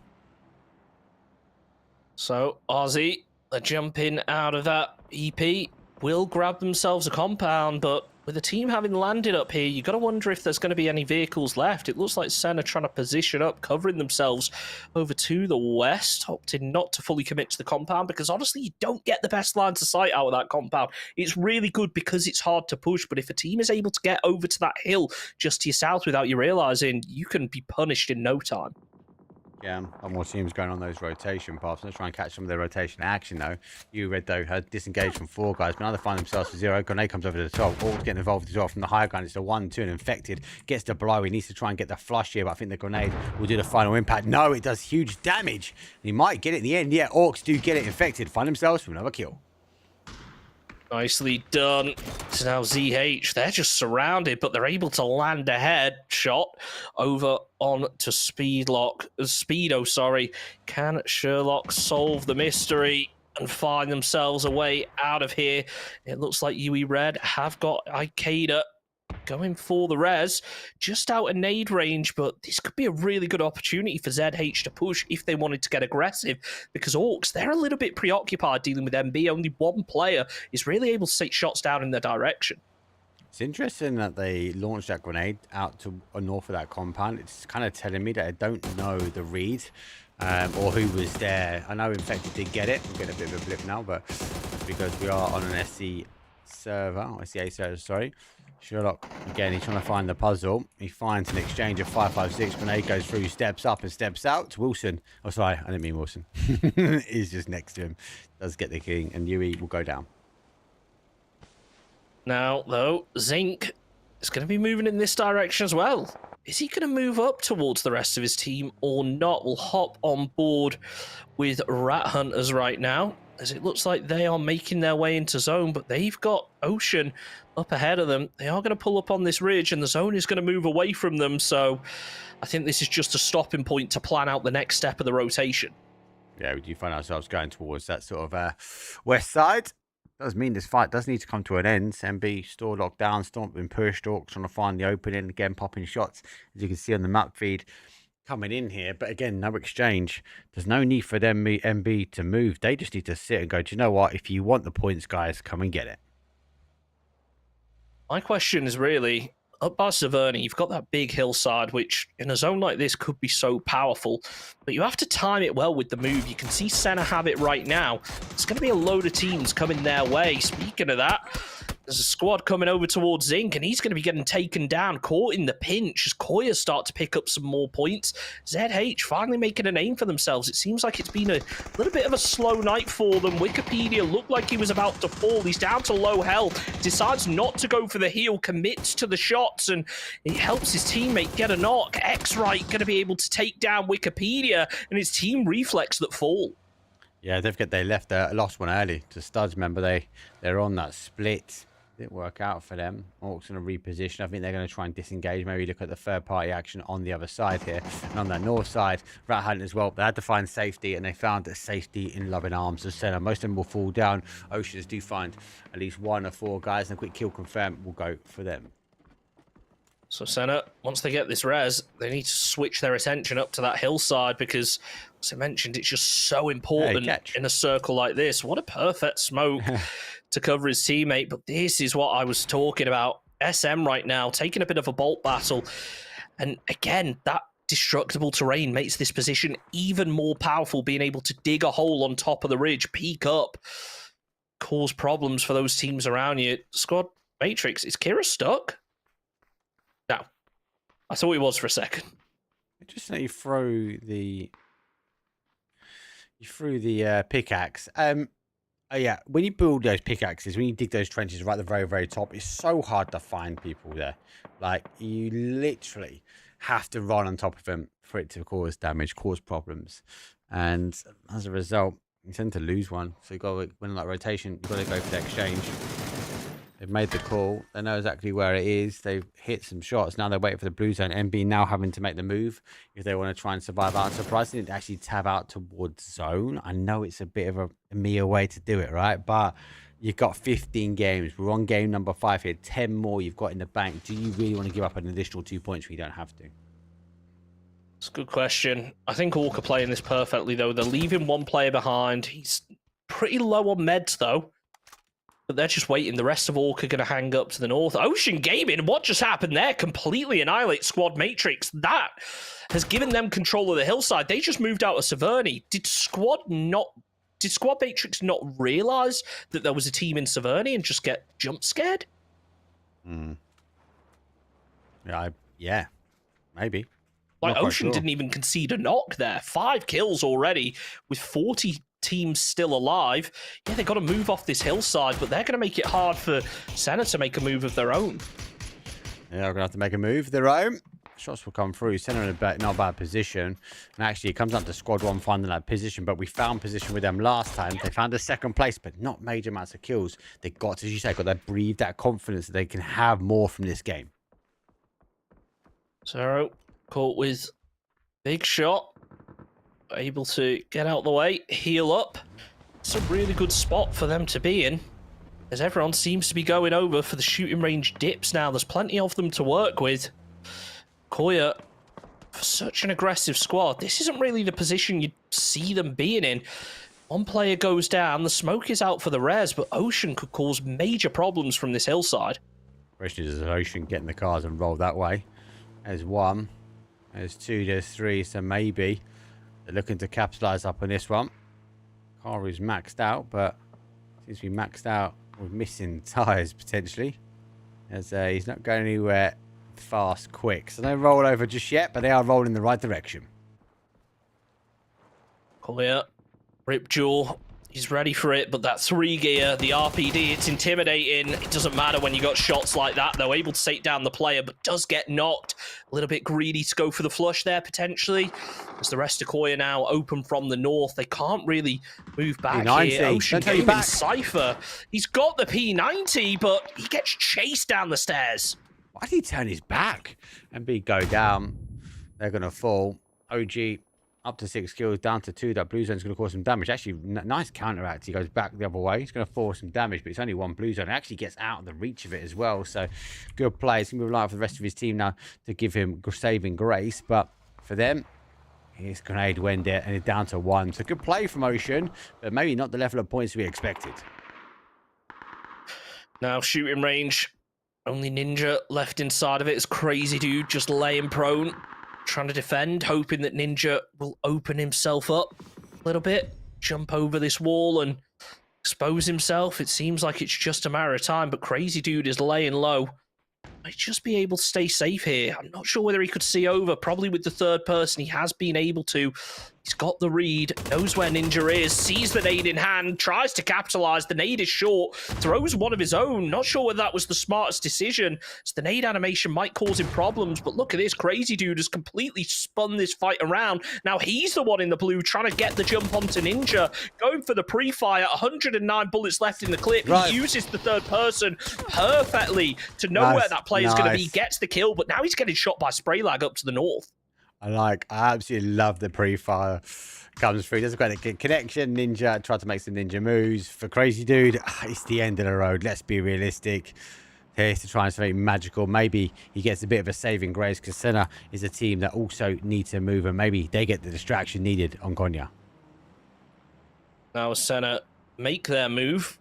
Are they going to push over towards Koya? It looks like Koya are going to group up. They've still got the hillsides, but they really need to get closer towards 0 hour, and we've seen that gets them into nade range. Ripjaw will fall to the drive-by from Jadu. Spray Lag there with the P90. No! 1, 2, nearly the third. King falls, though, and now Senna left with only 1 player up.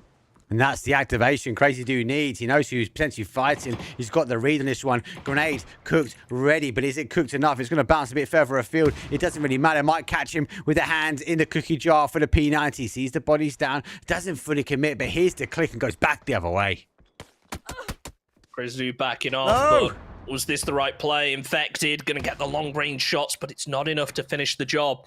Crazy Dude, though, he's not inside zone. It's closing in quickly. He has to come out with his shooting range and expose himself. He's made it into placement points, but I'm not sure whether he realizes that. I would be surprised if he tries to deny the points here. Yeah, I'd be surprised. He's got a bit of a run. There's some potential cover as a crate will come down from the heavens above. He's got enough on the 5.56. He's on ones as well. Smoke will come out. It'd be a draw line. He's going to go in between 0 hour and the potential shooting range of Konya and Senna to a degree. Iopic should have that P90 in his back pocket. Groza ahead. There goes another smoke. Number 2 more to go. So the smoke wall should get him closer enough to maybe take a head-to-head battle up in front in Konya. Smokes, but the zone closing in.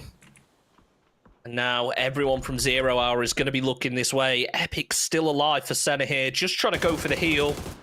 Will get himself an extra 2 points by getting himself that kill. Then obviously making it further into the placement. But he isn't able to deny. It's Andy from Koya that finishes off the job. Down to a top 6 now. Got folded. Royal Mail sent, package delivered.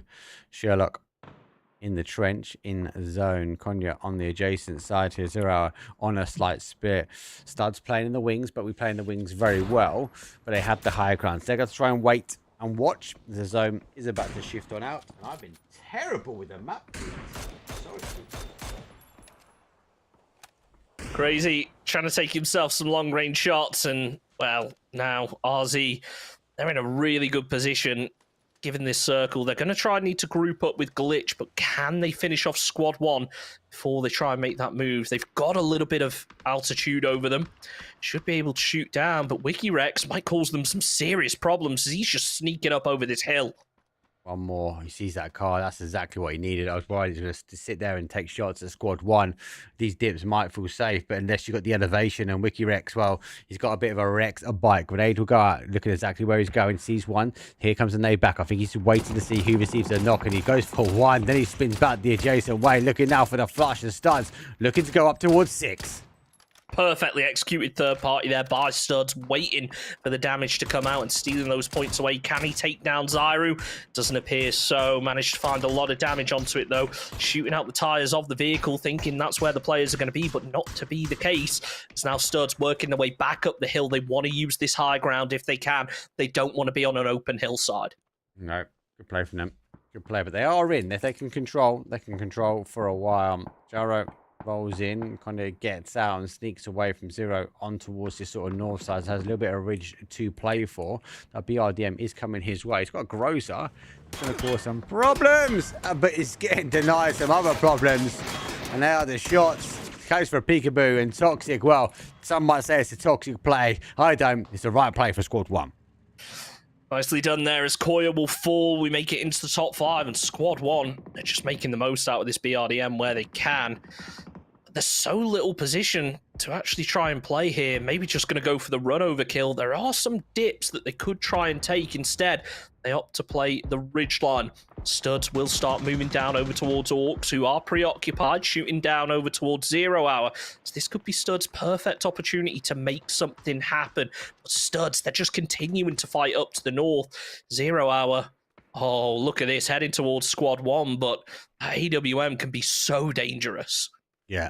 He's again the argument with the IDM is going to be pretty safe in these little dips. He's got a lot of read onto 0. I wonder if he's got the read as to how close we do see Sherlock. I think he's seen the top of the car, so I think expectations for me is he knows someone is pretty much right on top of him, but he can't drop. If he hears the run, if he hears a grenade, he needs to jump in that BRDM quick.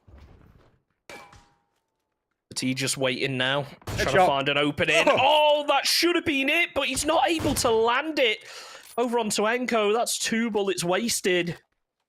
And this is not good for Squad 1. They need to start picking up the kills. This is the second game in the row where they've made it to the end game. They've only got 1 kill on the board. Really a survival-based squad, and that does not work in this kind of format. It does not. We shall wait and see. You know, it's a question whether he gets rid of the tire there, whether an AWM shot is the right weapon of choice for that one. Glitch does find Toxic, that he is close to him as well, so there's the opportunity to pop one of the smokes. Now we see if 0 Hour knows to read as the zone shifts back towards the northwest side. They need to work their way, and Studs are above. Squad 1 is ahead, and they are ahead with a BRDM, but Sherlock could cause some big, big problems. Sherlock just sneaking in for the time being. Not wanting to give anything away. Hoping he can get maybe within grenade range. Realizes if he stands up, then Orcs are going to be looking his way. Wikipedia preps a nade of his own. Aiming for that BRDM. It's a little bit far, though, as both the Squad 1 players able to get into the BRDM. Get themselves that little bit of safety to heal up. Seen him. Squad 1, they've got to get aggressive now. Yeah, they've seen him. They've seen him. Orcs now going to fight on the top, though. It's an exchange backs and forwards. Molly's will go out, but it's a high ground fight. It's going to be Orcs will go down. Top 4 will be Molly. Doesn't spread to the position that he needs to, and they do back up. Wiki has the shield, though. Sherlock store playing sneaky snake in the grass. Another flash will come over. That gives opportunity now to have the peekaboo over the top, and he does get the sneaky snake out of the grass, though. And BRDM, maybe a run over, maybe another point. Certainly looks like that they are going to steamroll Sherlock. And there's not really all that much that 0 Hour can do except hop in a vehicle and hope that they don't follow the same fate. This is just a mess right now for 0 Hour. They do manage to take out one, but they're not going to get credited with the point for that because it was the second vehicle that managed to take out Wikipedia. They need to run him over, but the turning angle on that is not great. They will get the flush. Liberty credited with the kill. Yeah, good play from Liberty. Squad 1 getting these points racked up now. They're going to be cautious. BRDM doesn't have the best momentum. Run! As 0 needs to try and get in. They jump out. He goes for 1 and it's exchange. It's a 1 and done for them. And they should be able to get the res. No one able to capitalize on. RZ are going to try and take on Stud. Stud on the higher ground here. And for Squad 1, the BRDM is the saving grace of this team. They need to get more aggressive tomorrow. That's my only feedback for them. They're making it to the late game, fair enough, but if you're not able to get the kill points, you're not going to be that high up the leaderboard. Studs now, 8 kills on the board, starting to move down the hill, using the smokes for cover. This was bound to be the issue in a zone like this because they're outside of it. They do have meds that they're able to heal up with, and this could be their opportunity. RZ are distracted by Squad 1. They are distracted. The BRDM not taking huge amounts of damage. He needs to try and come out. They could draw the guns. If they go north here, they draw RZ into a bad position. They become the filler. They become the sandwich in between Studs and Squad 1. RZ need to keep this BRDM on their side. They need to keep their back up against things. Stud will fall down. Stud on the rotation round. The BRDM gets completely annihilated and they will fall down. It's a 3 versus 3, but one of the Studs is down. They need an answer quick.